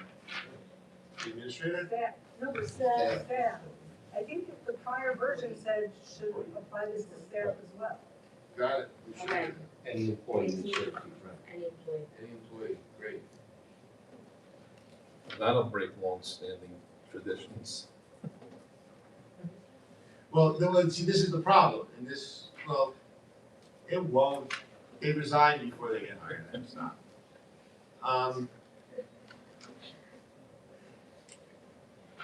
Going back to, what is our policy on This practice, I wouldn't call it a policy, but the practice is that if there's a full-time employee in the district, we don't hire any relatives as full-time employees in the district as well. Got it, but if they're full-time employees separately and then suddenly become related, they can both stay.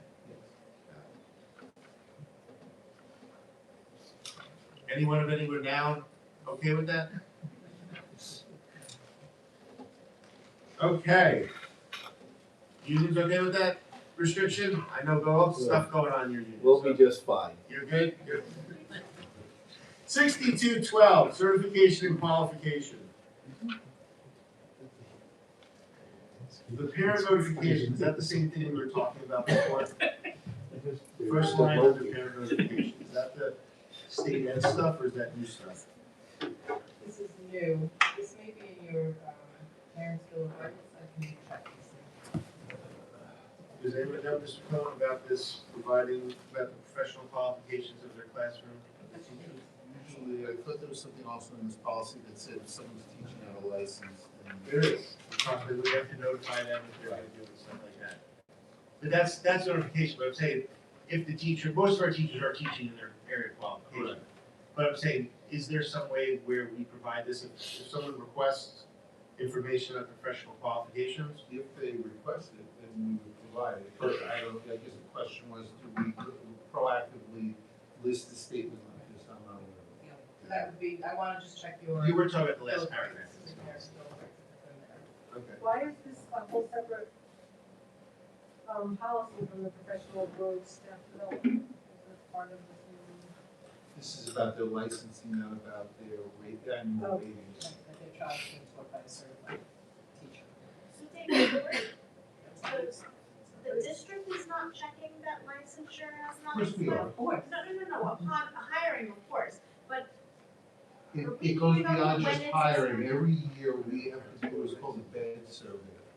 So we have, every teacher is listed attached to the courses that they're teaching, and also ties in with APPR and how students are performing, so how teachers get rated. So every teacher is aligned to a course which is aligned to a licensing code. So if they're teaching on a license, it would be flagged by the state. Teaching out of license, but what about looking at expiration and whatnot? Like, is the onus on the teacher to make sure that they're Well, the onus licensed? is on the teacher to make sure that they're keeping up with their licensing requirements. The onus is on the district to make sure that a teacher is still active within their license. Okay. Because it's saying, the way it reads, I thought it was that the teacher needs to make sure that they're. There are certain requirements that teachers have, right? Teachers now are required to do a certain amount of professional development to maintain their license, and that is their responsibility to do. If they were flagged by the state for losing their license, we would get notification of that, and obviously it would be an employment issue.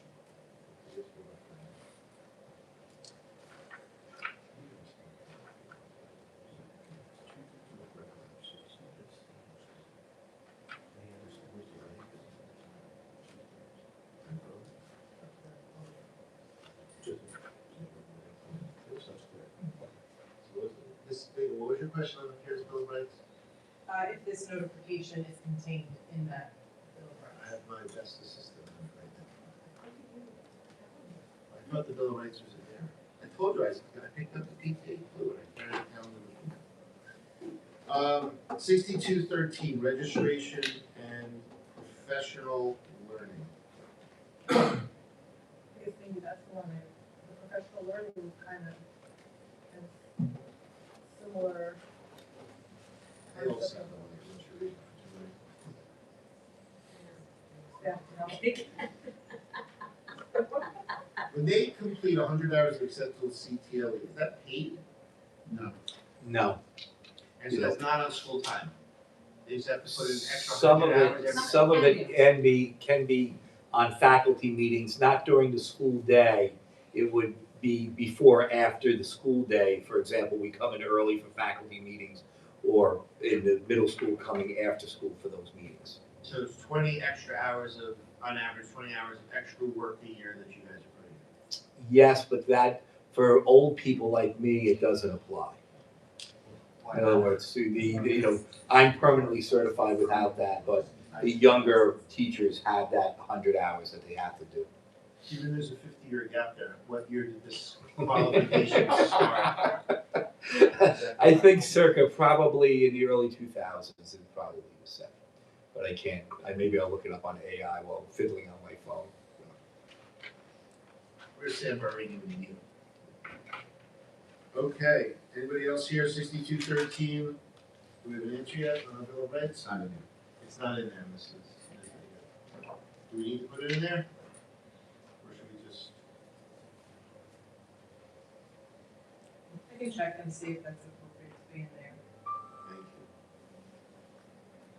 Thank you. Incidental teaching, 6214.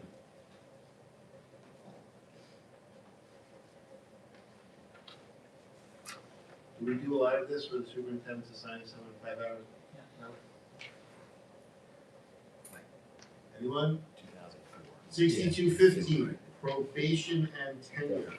This is basically the main one that, is this any different from state law? And it's 2006. Yeah, because you know what, my daughter's one in 2013, but she's yeah. Yeah, it's really dictated by the statute, so you don't need to have a policy on this, but I will say that this policy is happening. So it still has the tie to the APPR scores, that's no longer in effect, that ended back in 2024. So but it does, I believe, there are things that need to be removed from it if you want to maintain the policy. But the granting of tenure and probationary periods, that's all dictated by statute. So can we say something like, can we add policy but the same, will follow state law? Because it's not even accurate, I mean, then we don't have to change it every This time. was the conversation I had with Erie BOCES today, where they, and granted, Ms. Vega told me about APPR being out of date. I think, put it this way, the reason I would want to have this policy in here is, this in the past, so I'd like it to be readily available as opposed to having to go look for it on the New York State website. But We have to make it right, But but then every time, but then we have to know that every time the state updates everything, we have to then change the policy. Well, if not, then we're not gonna pay every BOCES anymore their annual maintenance fee if they screw this up. So how off is this policy? Not terribly, but I would need to strike a few, I would need to strike some language to make it, correct. You didn't call me like Sean, you should call me Sean. Sean. As opposed to Bob, Anyway, okay, can you please strike that, I think we keep it, like, future board members to be able to understand that we get through that. Yeah, I just, the matrix. Yes. It just, that's what I'm saying, it's exactly. And it seems like this last one, that any staff member not recommended for tenure appointment will notify in writing by the superintendent not later than 60 days. I think that ties right back to 6217, because you have to give them, whatever, 30 days notice. 30 day notice. And plus 30 days before. Good, we're good there.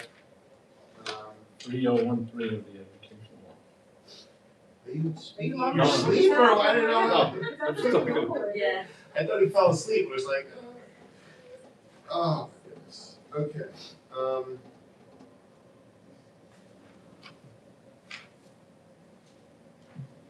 Can you explain, just before we get off this thing, we hire someone on September 15th.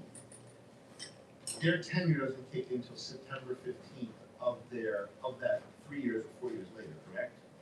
So basically, they're gonna be working that, it automatically kicks in on September 15th, or it has to be granted? Because the whole thing, what I'm trying to understand is, they will not have completed their third or fourth year by the time that school year starts. But if they make it to September 15th, are they then automatically tenured, or do they have to wait to the completion of that third or fourth year to get that tenure? You understand what I'm saying? They do, and the board can, typically the board at one meeting in now is granting tenure, but it's always prospective, so they'll put in effective September 1st, they'll go by whatever that date, the tenure will kick in. So it's. So the teacher's not getting screwed by the fact that they start on September 15th, they have to wait for a whole following June 30th? No. Got it, just making sure, thank you. 6216. I repeat this question I've asked you previously, there's no mention of 3028 in here, even though that's sort of the real hammer, but you're saying it's by statute, so it doesn't need to be in here? Well, it's a citing reference, it's what some of this is pulled from, yes, it's, there's. But just because they cited in there in the education law section, that's all we need to have. At the end of the policy where they mentioned 3028, something like that, that's all we need to get. Correct. I will say that this again refers to ineffective rating under APPR for ineffective personnel. That's been gotten rid of, so I will have to edit this as well. Let me follow up with them, because after our conversation, I had a conversation with BOCES who, oh yes, we realized some of our policies are out of date, we're in the process of doing that, and I'm looking at getting our rebate, as I mentioned to you, so we'll see how it goes. So you don't want her to change it, or she should change it? She should change it, but we'll see what happens. It's not gonna take long. No, it's one or two sentences. Perfect. Professional staff separation, 6217.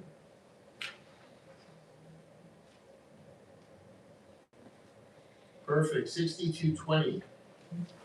Student teachers, we have student teachers? Yes. All good. 6310, appointment support staff. The maximum period here is 6 months.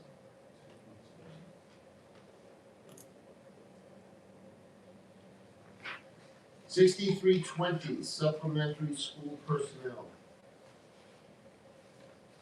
How do we differentiate between teacher aides and teacher aides and teacher assistants? We don't hire teacher assistants in this district. So should we just take out this section? I mean, that could always be a decision that could change in the future. And then we can add it back in the future, but if we don't have it. We're talking That's here fine. 63. My only concern with that is, let's say, I guess it just creates a timeline of process if there's a change in philosophy of hiring teaching assistants. Right, but I would assume that would happen over the summer when there would be plenty of time to adopt the policy and change the policy. Let's take out anything related to teaching assistants As long as union's okay with that. If they That's don't nothing follow, to do with this. I know, they don't It's follow not the his issue. group anyway.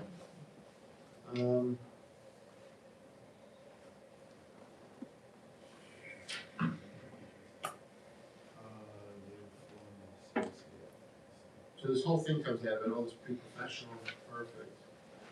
Mrs. Citron, we wanted to address. Sorry. Mrs. Citron has to depart shortly. We're just gonna check to see if there's any specific policies that she is deeply concerned about, to see if there's something she wants to address before she has to leave. Okay, 6410, staff acceptable use policy.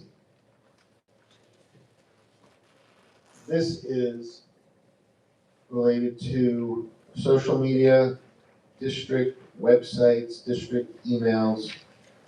It plays into a bunch of other policies that we have. And I think we're gonna pass on this one tonight if we wanna see how we're gonna discuss this one on April 30th, because I think we wanna put a little more thought into how this plays into Instagram stuff that, and I know it's covered in another policy, I just don't remember which one, we have to look it up. Because like if a teacher creates their own Instagram page for their class, who owns it, how is it used, where is it saved, what rights do they have, what rights don't they have? If someone creates a Jericho Librarians page, is it the Jericho Librarian, is it the person who has it? All these things. And Monitors it. exactly. And so I think we just need to, And we remove all those MySpace. yes, MySpace and Vine and things like that. And of course, Jen's favorite, we have to add Truth Social. That's right. And change Twitter to X, but all that stuff we will figure out on April 30th. 6411, use of email in the district. There's one star on page 2. District employees and authorized users may not send or forward emails that include PPSI. Does this look consistent with what we want, Mr. Cohen? I believe so. And the star on page 3, district employees and authorized users who forward such emails to the district. Right.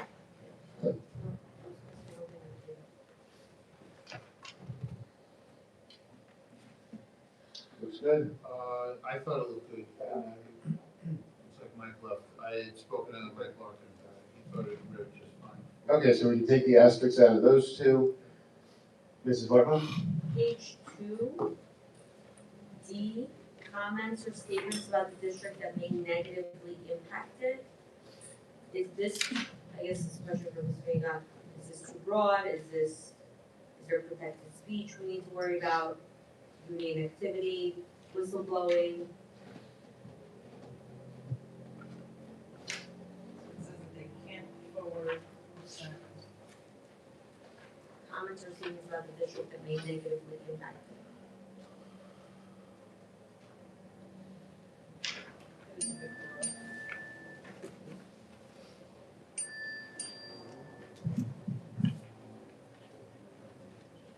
This is utilizing their district emails that. Yeah.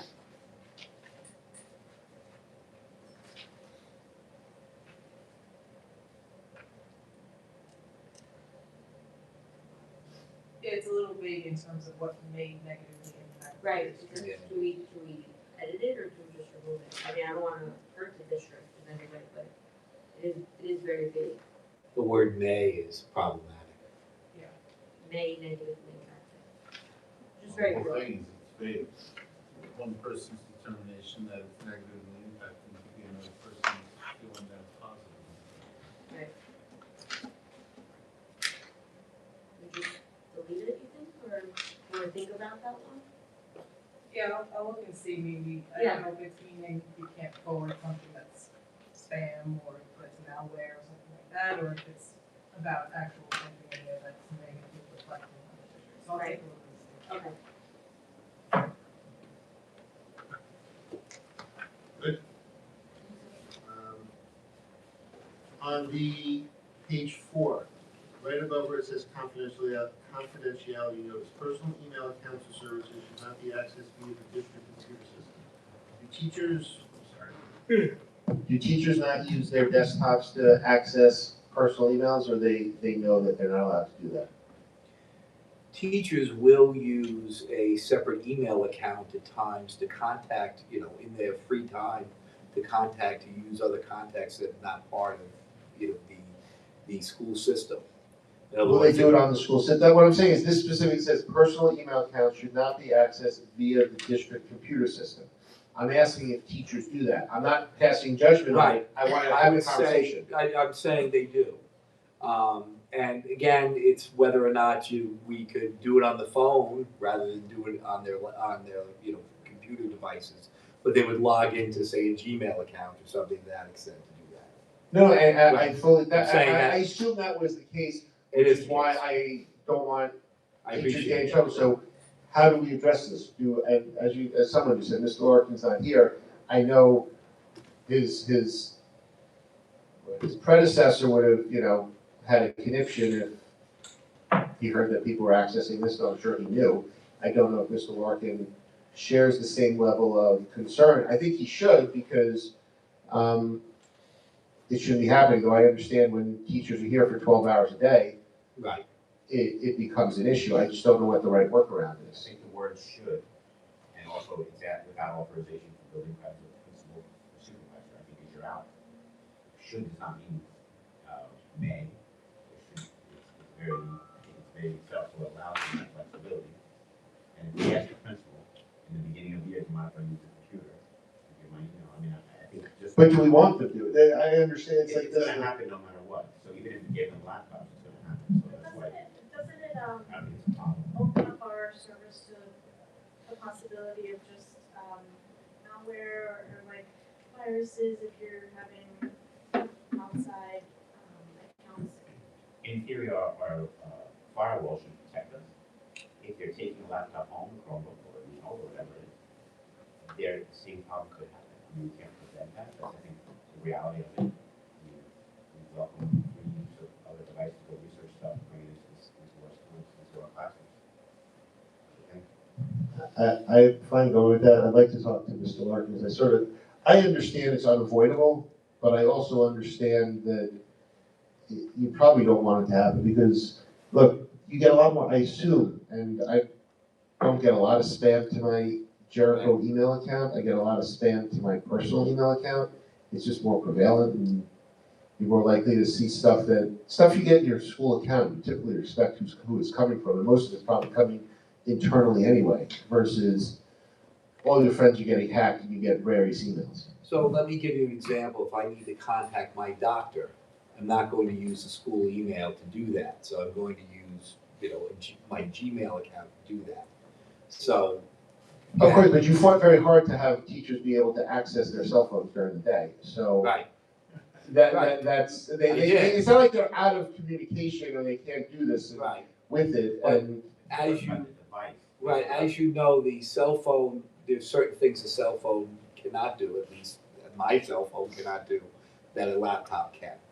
100%, but again, whether that's needed during the day and stuff like that, we can change this to the one-off thing where you said, you're waiting for a doctor to send you some type of medical report, you need to see it right away, you tell the principal, I'm getting on here, or we create something here. And to your point, district computer system actually has a different definition than our Wi-Fi system. Right, so this is device, it says specifically, either this or our computer system, a computer system. Right. So like if they all have desktops, and so if they're using their desktop, as Dr. Hodgson, they're more likely to get a virus on their desktop, which then puts it into our whole system, where if it's in the Wi-Fi system, it's not contaminating everything like that. Understanding that there are going to be teachers that are going to do this anyway. I'm not arguing that point, but I think whoever said before, to protect the district, we sort of say, look, for the 6 hours, 8 hours, 12 hours you're here, please do your personal email on your phone, or bring a laptop and work on your laptop. That's not a district laptop, of course. I understand the hurdles it's creating. I fully appreciate that, but having worked at a firm where you couldn't do it, it's manageable. So you never use your personal email at the firm? I would use my phone. So you do everything through the phone? What's that? I'm sorry. I can't do it in my workplace. So you can't you just use your phone? This is prohibited. Gmail, Hotmail, everything's blocked. we are only required to use work email. If I need to send an email to home, I use my work email, send it to my home. But that is allowed to do that. You're allowed to do that, but you're not allowed to use the personal email. So if you had to contact a doctor, how would you do that? Use my phone. Use your phone. Right. You know, And granted, it'll take some level of education, and I fully appreciate it. right, it's also, no, I'm just saying, what's resulting is by, you know, just by that, you're pulling this teacher more to the phone, right, where they're co-functioning in, you know, in that, where they have a couple of different, you know, screens up at the same time, that's all.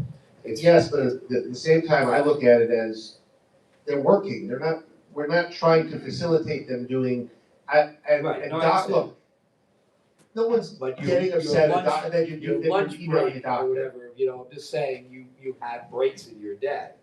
So I'm just making sure that we understand that teachers during their breaks in the day can do things that are part of their lives at that point. 100%.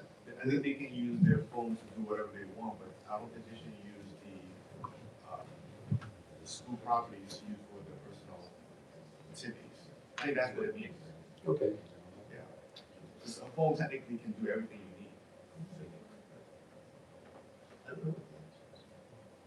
We will figure it out, as Dr. Kravitz points out, reception sometimes is a problem, but we're innovators. We're gonna move fast and break things, and so we're gonna fix the internet service so that teachers can do that. And again, this isn't coming into effect till the summer, so, and hopefully it works better than our cell phone policy. Yeah, okay, when you write that, distribute the draft, Mr. Jin, and we will address it at the next meeting.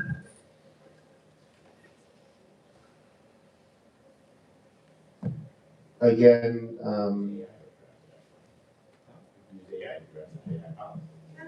There's a different way of using AI. If you want AI to be human in the loop, or you want automate, you want humans to, are you gonna allow AI to replace the teacher? You need that kind of policy in place, because we're getting into the AI world now, right?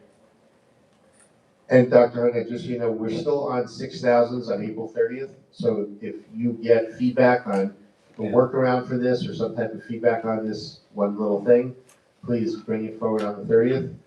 And just so you know, on page 5, there is a notification section here where the district will provide annual notification of this policy and any corresponding regulations to all district employees and authorized users. The district will then require that all employees and authorized users acknowledge that they have read, understood, and will comply with the policy and regulations. So there won't be "I didn't know" excuses that some people like to use. 6420. We're almost there, Mrs. Wardman. Don't look so sick. No, I mean, we're dragging this out, let's. We're moving. 6420, employee personnel records and release of information. Perfect, sounds good. 6430, employee political activities. Anyone? Okay, no political activities. Dr. Hartnett, you guys want a campaign on grounds? No, we have no interest. Excellent. 6450, theft of services or property. Is this required to be its own policy? Where would we stick it?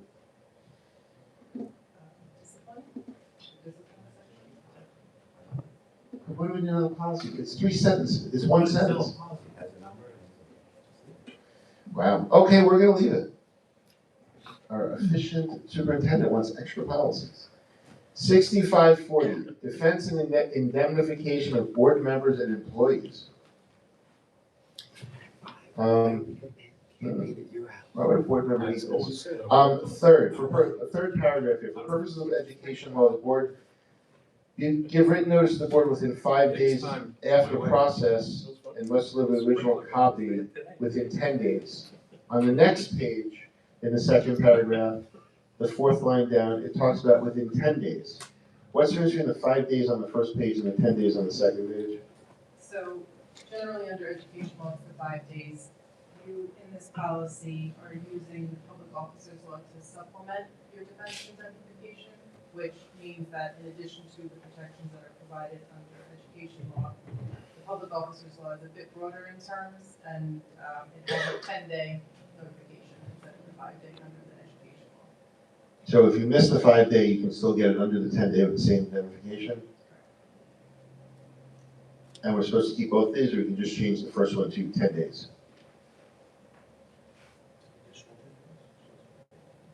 No, it would be the 10, 5 or 10. It's supplementing it, so I would say keep both, because it's not. Okay, perfect. Okay, so that's what it talks about in the first paragraph under section 18 about will supplement. Perfect.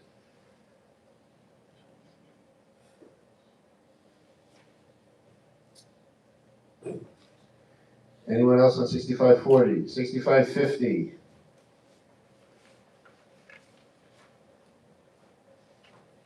Leaves of, I'm sorry, the 6550 is leaves of absence.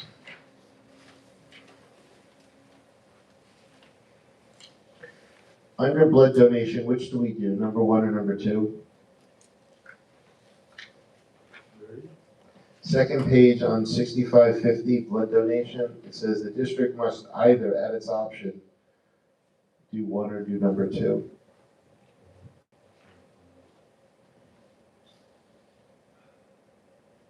Second page, you said?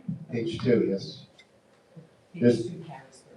Oh, sorry, there's other leaves of absence. Under that, there's A, emergency service volunteer, B, screenings for cancer, then C, blood donation. I apologize, my page makes it different, I guess.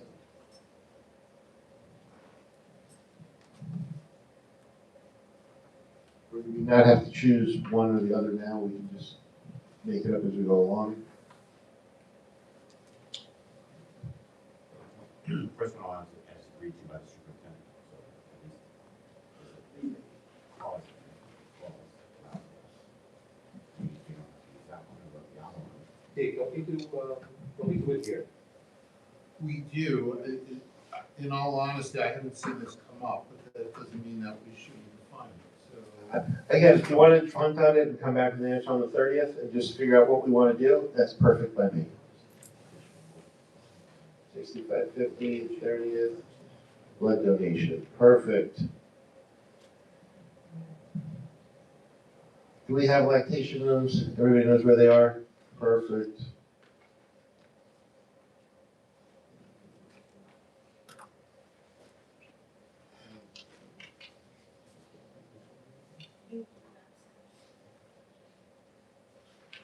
Anyone else in 6550? 6551, Family and Medical Leave Act.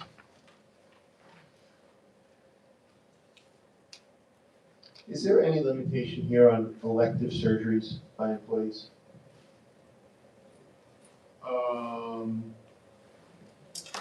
Is it unusual or uncaring to sort of carve out elective surgeries versus surgeries?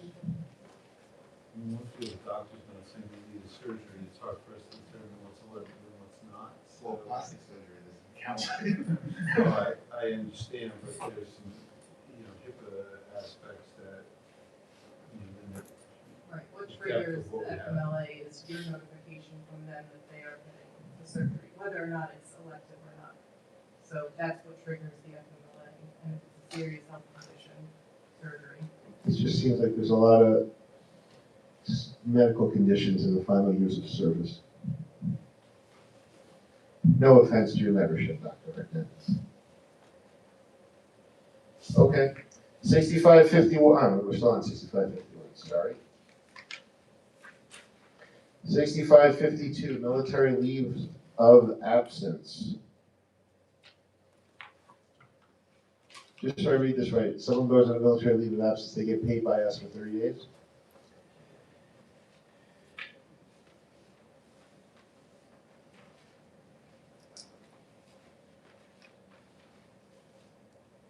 Anyone? Military service, thank you for your service for all of our teachers who do that. 6560, termination of employment status, employer independent contractor.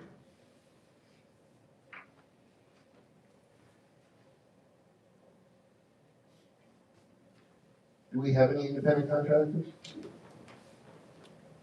Yes, through, primarily for special ed services.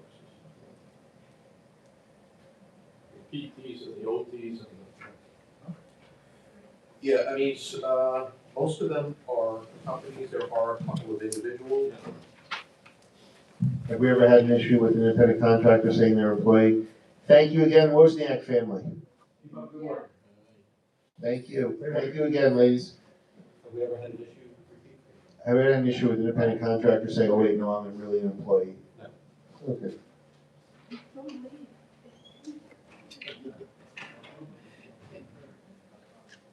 Next page, reports regarding attorney, I'm sorry, that's still 6560. Who signs this report, and is this retrospective or prospective?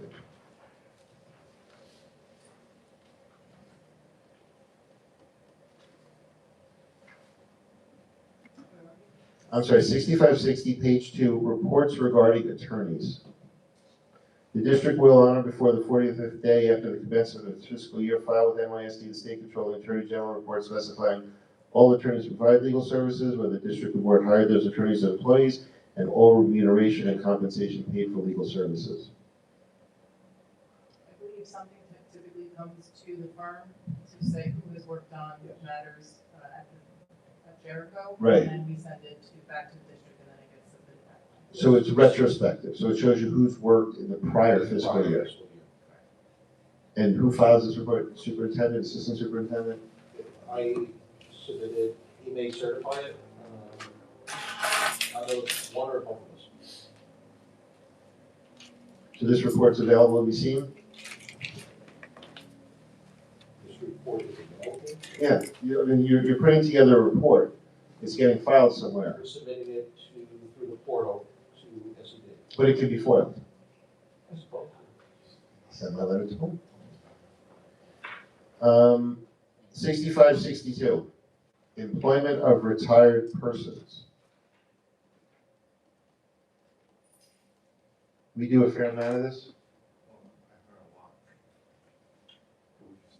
We've had retirees come back in different roles, part-time roles, leave replacement. Substitute chaperones. Things like that. Any issues with that, Mr. Superintendent?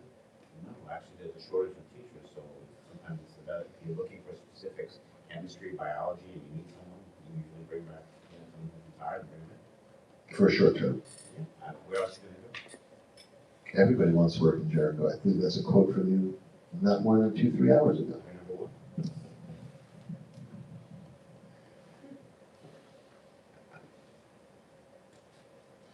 Okay. 4 hours. No, it wasn't at the very beginning. I told you 10:30. I said, Sam has time blindness. Should we take a poll if it was 4 hours? I said 10:30. No, when you said 4 hours. Oh, I know that. I said it would be done.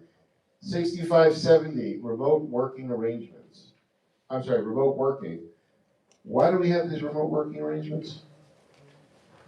Our curriculum, assistant superintendent curriculum says we don't know. What can we delete from here if not everything?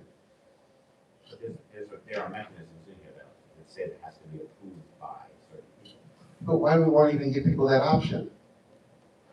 I don't agree, I don't disagree with you. Oh, okay, it was like, they're teachers. I mean, I understand Our profession.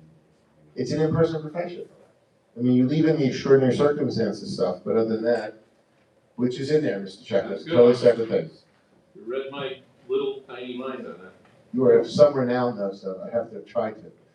Outside of teaching, there are rare but occasional situations where business office, or payroll, and if someone is ill, they will, we would ask them to do a little bit of work at home. I don't know if it's that. I think that's different. I don't think that's, I think remote work is like, okay, I'm having this planned in advance and I'm gonna be Or I'm working. coming only 2 days a week. Yes, stuff like that. Yeah, no, we don't do that. You agree with that, with Mrs. Whiteman, with my interpretation of that, Ms. Fagan? Yes, you don't have to have, teachers, you have to probably negotiate, so this is. So when you talk about killings or? I think just because of the extraordinary circumstances, we're gonna cut out I think the first two paragraphs under remote working arrangements. I think we're gonna cut out the second paragraph. Actually, we're gonna cut out paragraphs 2, 3, and 4. Keep in extraordinary circumstances, keep in continuity of work. And that's, I think we're just deleting paragraphs 2, 3, and 4.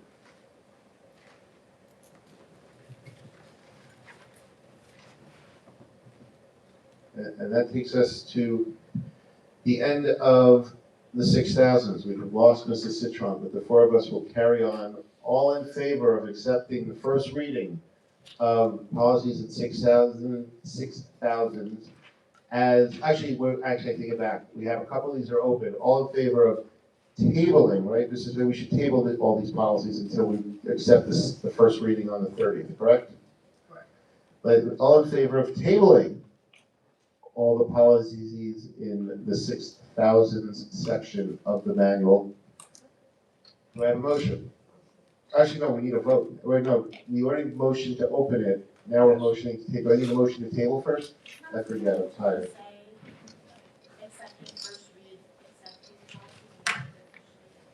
You could, but then we have to go through and see which ones we. Oh, 61, 21, 61, 80, 64, 10, 65. But let's just do it. Let's table, so we're gonna table, a motion to table the 6,000 sections.